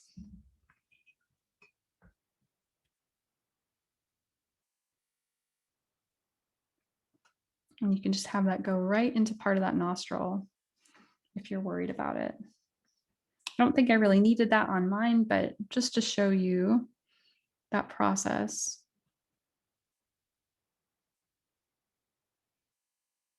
And again, matte or gel medium works really well to do these kinds of things with your paints. We're just kind of extending our paints to the extreme to get in some of these little details for our design. Okay.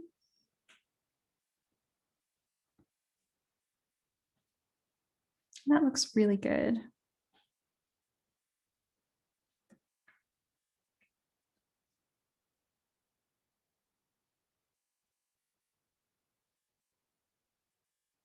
I feel like I lost that little pop, so I'm just adding a little bit more right there.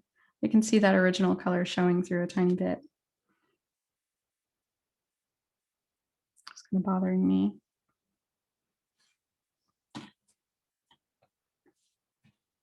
So I'll just kind of pull this forward so you can see that a little bit.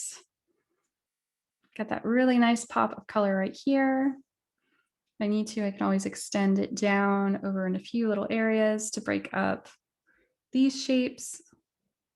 Definitely around this bottom lip so we know where that's at. So it's very close to what we have on this side here. Just imagine all of this color is gone right there of that yellow ochre. Okay.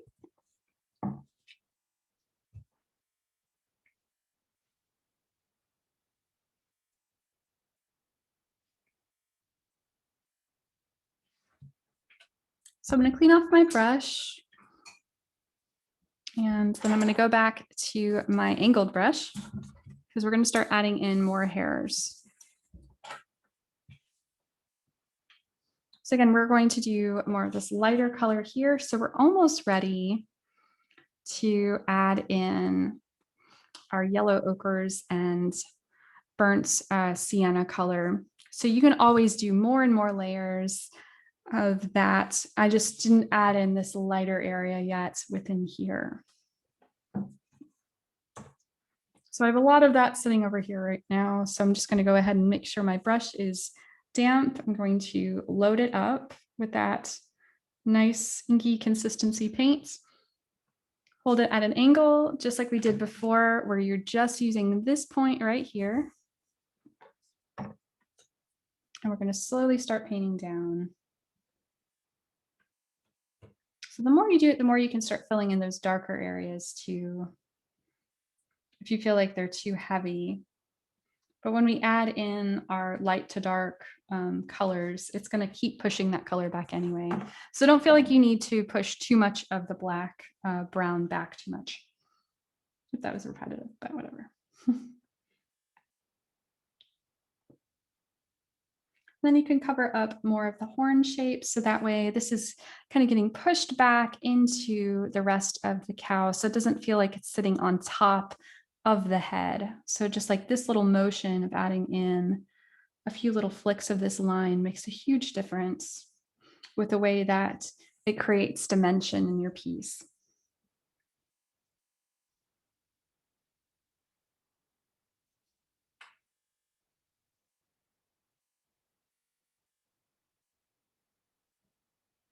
Just take your time, make sure your brush stays loaded up with paint and you won't have any weird textures that are occurring from your paintbrush. Want that really watery paint.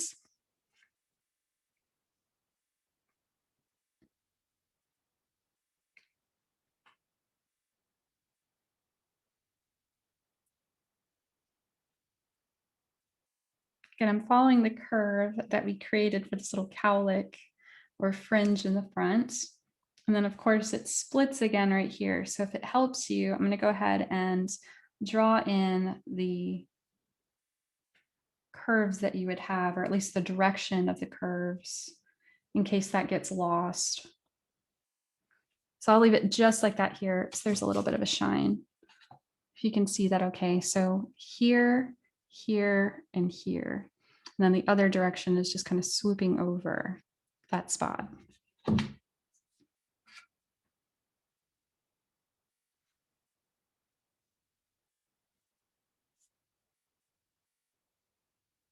this is where you can start really covering up more of the nostrils and hairs. When you go towards the center part here, you can just draw that down a little bit more. So these ends will get covered up quite quickly.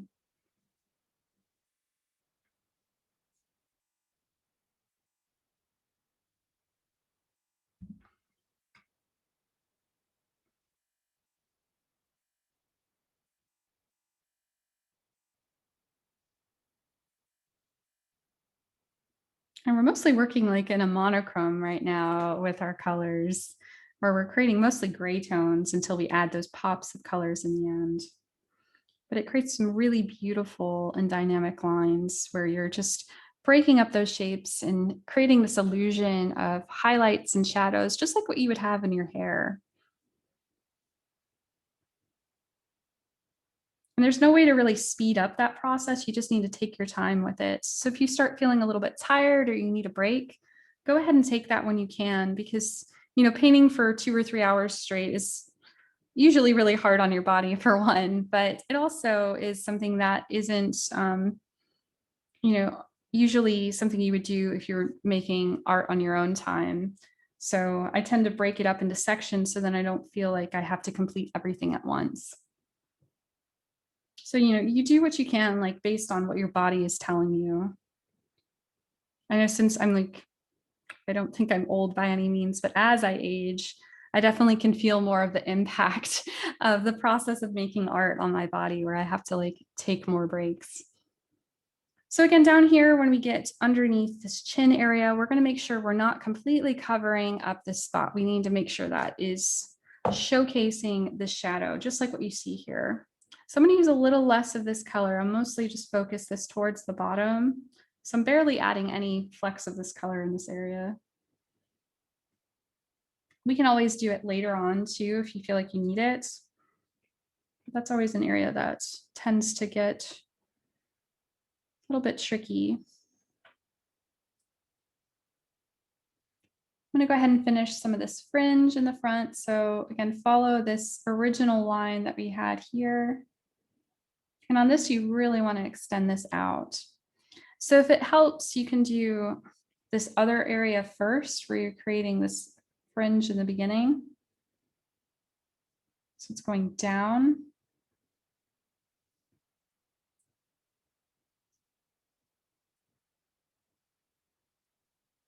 Like that. And then this line can go right over that spot. So then this part is pushing forward and this part is pushing back, just like what you see over here.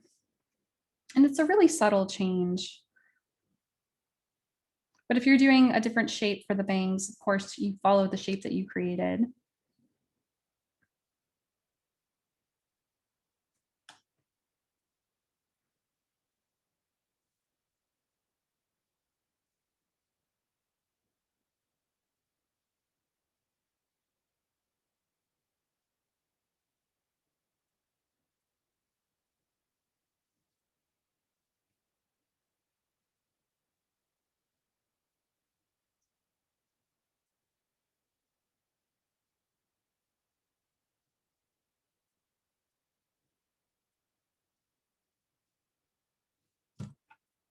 I'm just going to scoot this over so you can see this other side.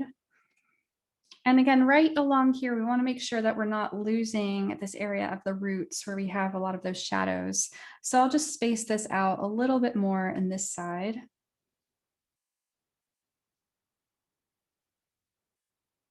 So a little less hairs right there.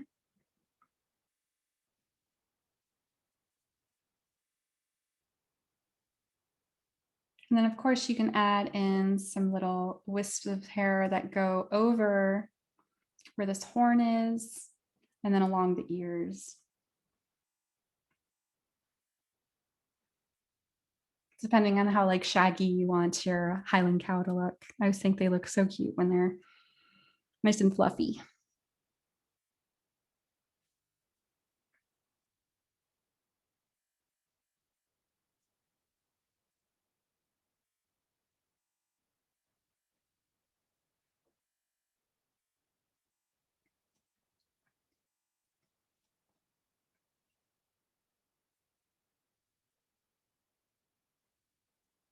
And I'm just going to fill in this little area right here. I feel like there's just a little bit that needs to be added in that spot. Not much though, because then we're getting more into our shadows. Okay. So this looks really good. If you need to, you can always add a few hairs coming across the top.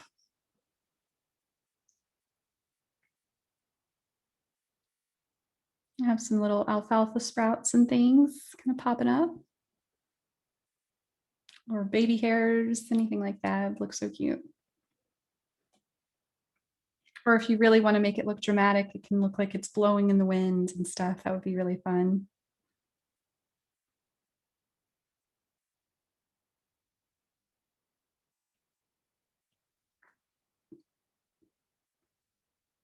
So that got a little bit thick right there. I'm going to try and tone that down.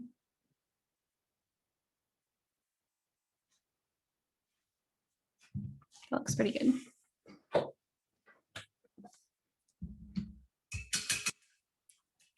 after that, what you can do with that mixture is you're going to start adding a little bit of your yellow ochre to it. If you want more of this muted color like what I had here. So you can see how that's a nice dull color. Or you can just add some of your yellow ochre and white together to create a nice straw color. And then you can start doing that exact same thing with a lighter color. I like to add just a little bit of that gray tone to it, so then it doesn't look so saturated, but that's just how I did it for the original design.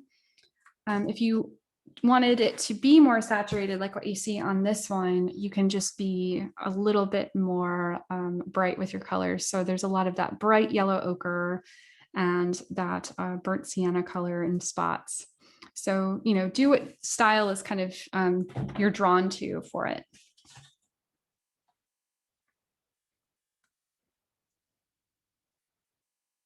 But again, you always want to keep making sure that that paint is nice and diluted.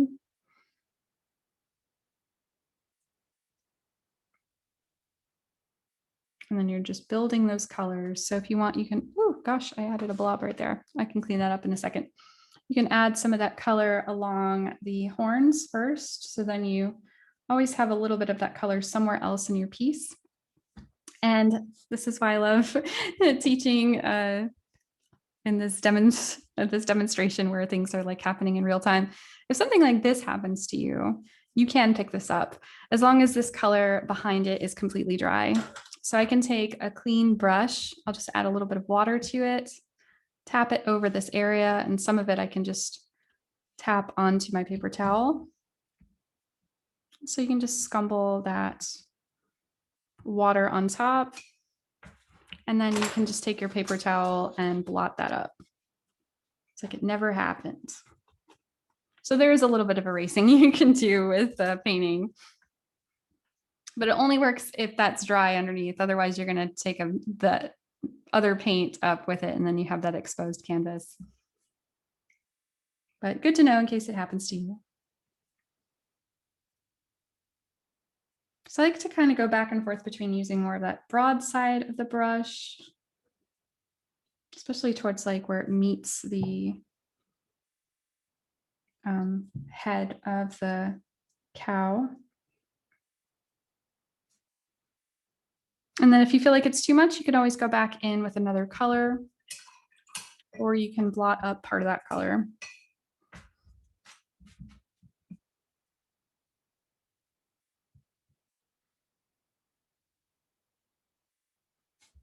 So I'm just going to leave it like that. So you can make it really graphic looking if you want to have more of those bold pops of color, or you can just take your time and create more subtle shapes. Whatever your brain is telling you to do.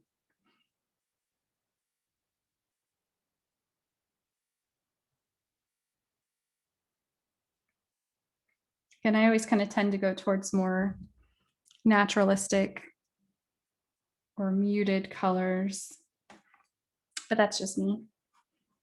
There's a lot of really beautiful ways that you can go about making this design. So just be creative. Don't feel pressured to make it exactly the same. I would rather you, you know, experiment with it on your own. So I'm just going to use this color to start bringing in more of these hairs. Can follow that pattern that you have for the bangs. So you should be able to see that now since we put in a lot of those hairs. So I won't go over that part again. Or maybe I will, just in case here. That one, and that way. You can see that okay.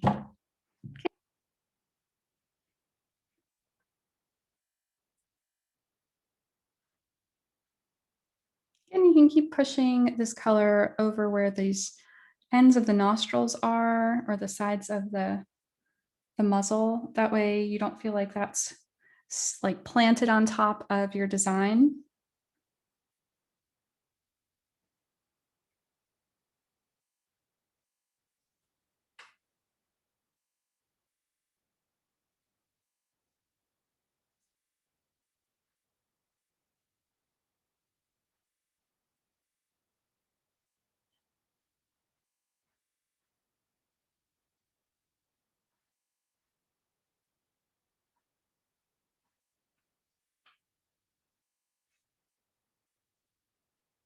And then again, once you get in that groove of everything, it'll start going very quickly.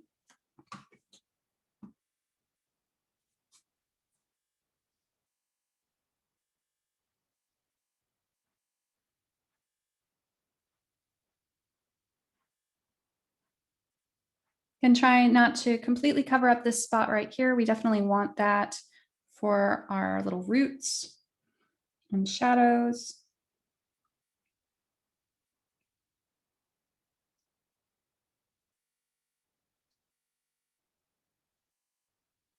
Have some of this color start going down the front of the face.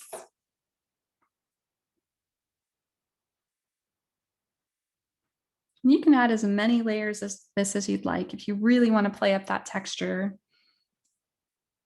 give yourself, let's say you want 5 or 6 different colors for your piece, just for the hairs. And I think that's easily attainable with this process.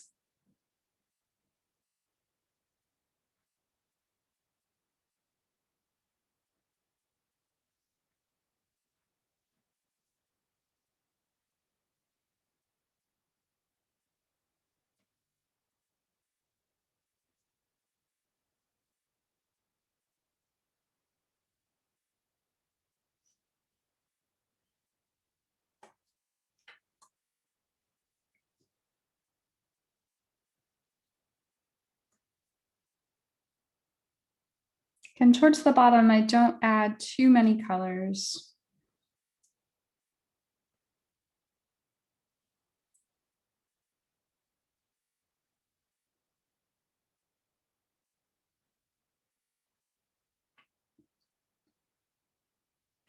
Because I want to make sure that that doesn't get filled in too much. I'll mostly just add that reddish tone to it.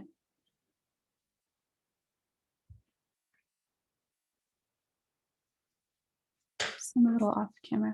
Oh, maybe not. It's just the tape. So after that, what I can do is mix more of that yellow ochre into that other mixture. If I want more of this pop of a darker color, add a little bit more white to it. So you just want to go a little bit deeper. And then I'll add a little bit more of that original color to it, just so it has that relationship. If I can add more of that gray. And that's where you get more of those muted colors. Now, again, if you want them to be more saturated, though, you just would leave that gray tone out of it and just go in with more of your yellow ochre and white. So this is a nice, really pretty straw color that's muted with just a little bit more of that gray. And water it down so it's easier to draw across the canvas, especially since now we have a lot of textures going on. So it's easy for your brush to get stuck on another layer that you put down. So that watery consistency will keep that where it just goes right over those spots with no problem. And keep it at just that point where you're just putting a little bit of pressure. Always add a little bit of that color anywhere that you want into the horns. So it's like we're slowly making it more saturated with our colors.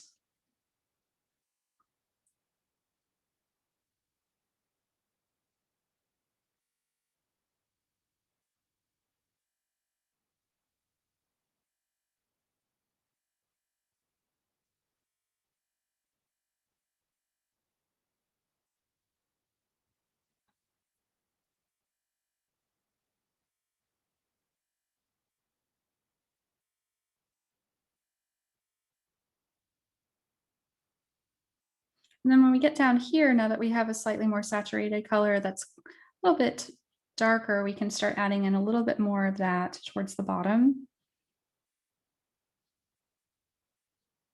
Just in a few little flicks of color like that. I'm not going to do too much more than that, but I will add a little bit right along the muzzle right here and where we added those little whiskers.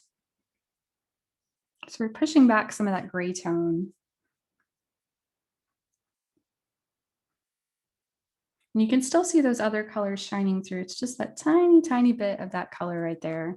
So let me zoom in on that so you can see that a little bit better. So right along here, I even went slightly up into the nostrils with that color. And this is still kind of considered glazing. It's a little bit thicker than what we originally did for the nose, but it's enough to have that color relationship available. And now if you want to, you can add a little bit more along the bottom here. but I'm going to wait until we get more of that red tone for that last part.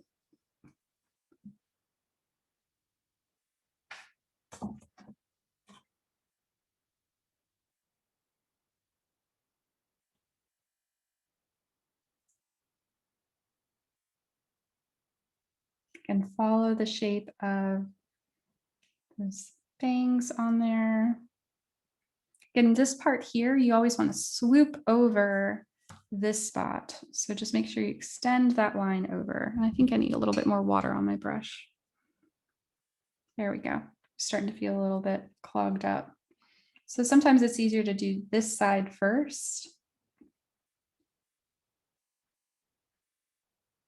And then you can use this area right here to swoop right over that section. So this gets pushed forward, this gets pushed back.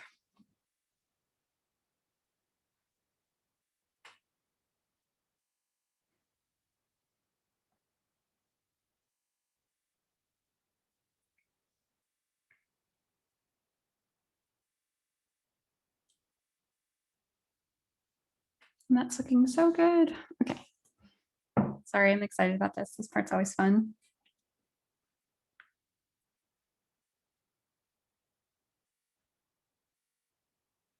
Don't be afraid to drag some of these colors out a little bit more.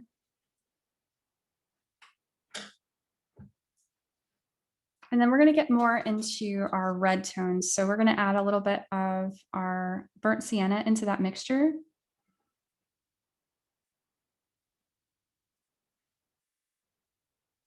So it's like a nice rusty red color. And obviously this is me doing it more on that muted spectrum. So if you want it to be more saturated, you would just do your red with a little bit of white and a little bit of yellow ochre. And you can see how that's a little bit more saturated than this one. This just has more of that gray tone added to it. So it's a really subtle color shift, but it does make a difference, right? So you can see the difference when I show this one here versus one where I'm adding those really big pops of red and yellow ochre. I like them both equally. It's just preference. So yeah, don't be afraid to, you know, play around with both of them. You can always mix and match with those colors.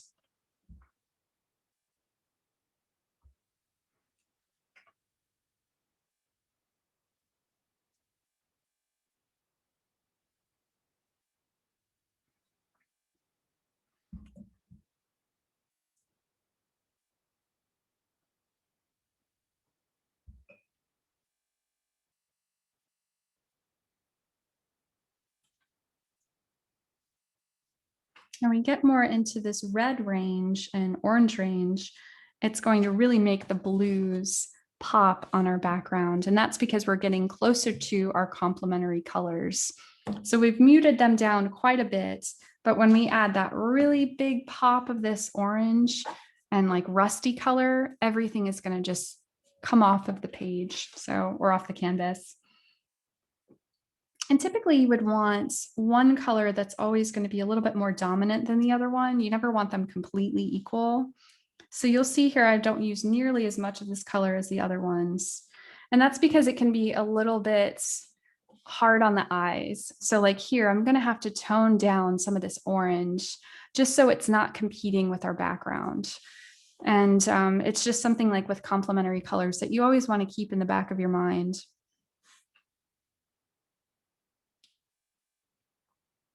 Because it does have an effect on the way we view things. It's very not only psychological, but it's visual, you know, like your eyes can hurt if they're too jarring. So, you know, we're not really running that risk right now. But if you ever feel like things are just kind of a little bit off, most likely that interaction of color is slightly off. And I'm going to tone a lot of this down when I add in my whites. But if you want that really nice, vibrant, or I would say graphic quality to it, you can always, again, play with that saturation. You can build on this as long as you want. So down here, I'll add a little bit more of this reddish color in a few spots.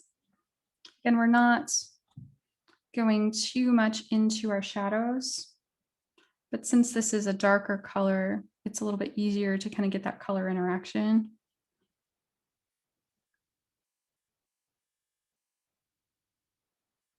Don't be afraid to swoop these colors over other spots.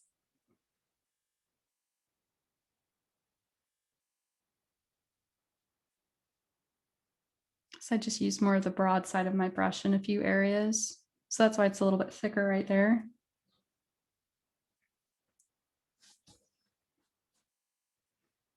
And then the last thing I'll do is add in my whites.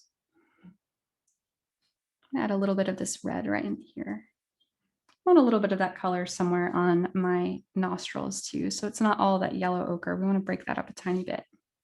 That looks better. So you get a little bit of that glaze of the yellow ochre and a little bit of glaze from our burnt sienna. I think that looks really pretty. Okay, so I'm going to tone down more of these orange colors. I'm going to clean my brush really well. If you want, you can always add more colors within your horns. I tend to do that at the very end if I see something that I just want to add a little bit more texture to.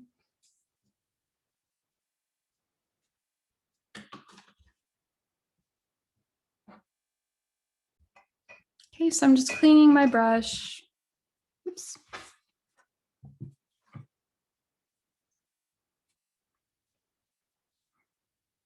And then I'm going to take a scoop of my white.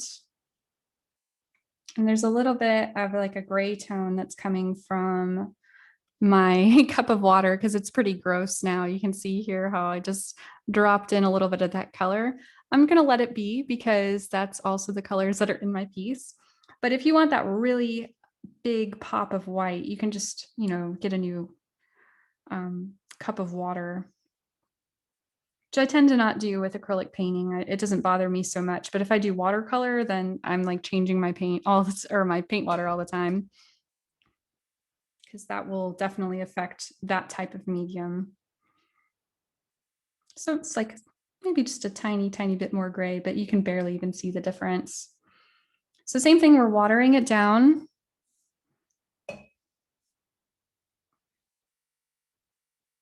And these are like the highlights. So it's that last little thing that puts everything together, just like if you're doing drawing, or even if you think about like tattoos, where those white highlights at the end just bring the rest of the design to that other level.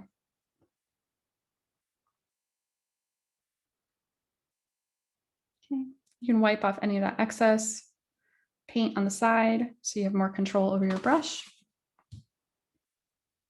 And just pick and choose where you want this color to go.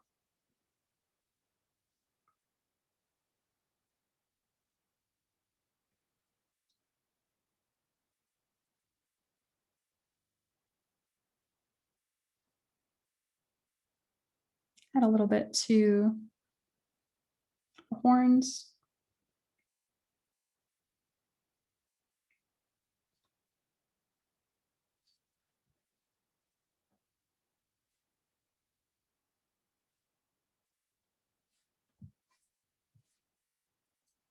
And we're just pushing some of that orange back.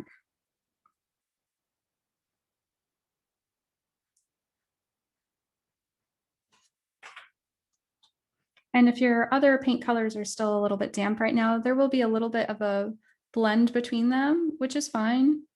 Just mixing together on the canvas a little bit more.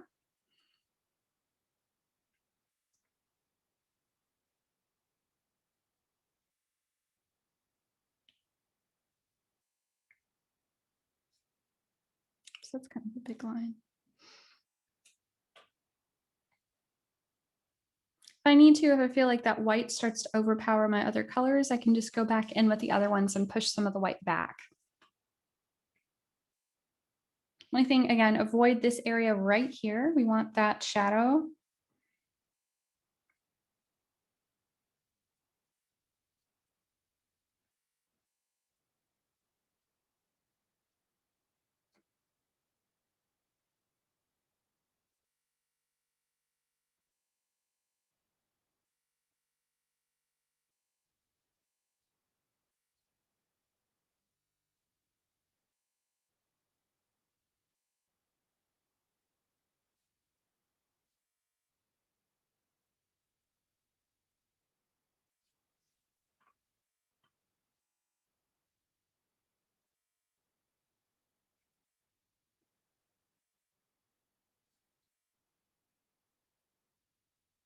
Just keep loading up your brush as you need it.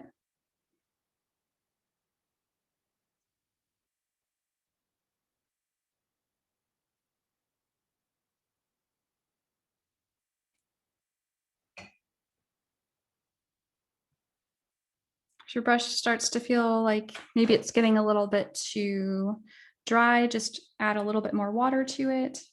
It's feeling like it was kind of tugging along here.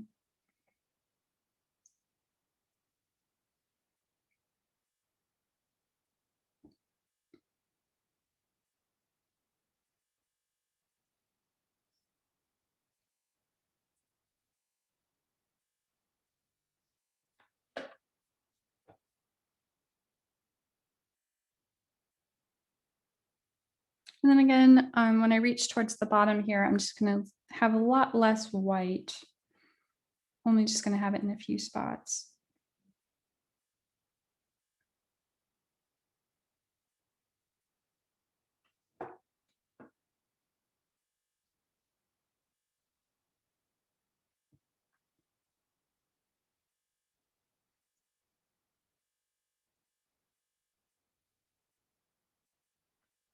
And that's looking pretty good. I like how that looks.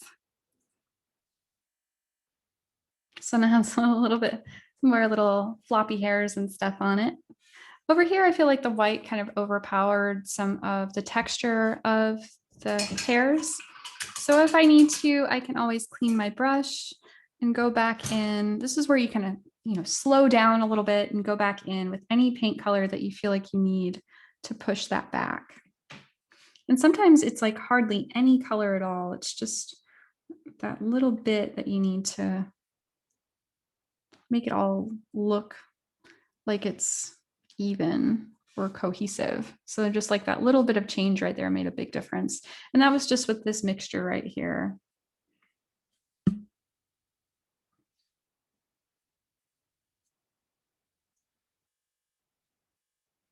Now down here, I feel like this is a little bit odd. I have a few spots here that red is kind of overpowering. So if I need to, I can go back in with that burnt umber mixture. If this is dry on you, you would just do some black and yellow ochre mixed together. I have a little bit left down here, so I'll just take some of that. And then you can just break up some of those shapes a little bit if you feel like you need to. Push that back anywhere that you need in those spots. And then if you feel like you lost a lot of this dark color, let's say these really dark areas here are gone, just use that same method with a little bit of this darker color. And that will bring that back as well.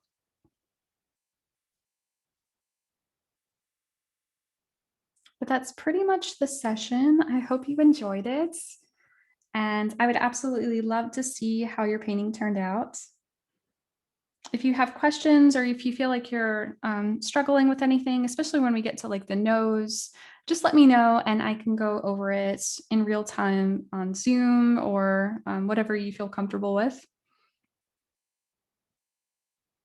And thank you again for participating. So the last thing I normally would do, oops, I don't like how that turned out. I'm being picky. I don't like how that looks. Go back in with some of that white. I might have to wait for that to dry. There we go. Yeah, I'll wait for that to dry and I'll clean that. The last thing I would do normally is just sign somewhere on the canvas. So usually it's in this bottom right section of the canvas. You would sign with a small paintbrush and just a contrasting color. If you don't want to use your paintbrush because, lettering with paint is hard, you can use a paint pen or something similar to sign. Or sometimes artists will just sign the back of their painting. So just do whatever you're comfortable with for that part. I'm going to do just a little bit more work on screen and then I'm going to take the tape off and that will be the end of the session. But I hope you enjoyed the class and I hope you enjoyed the rest of your week. Thank you again.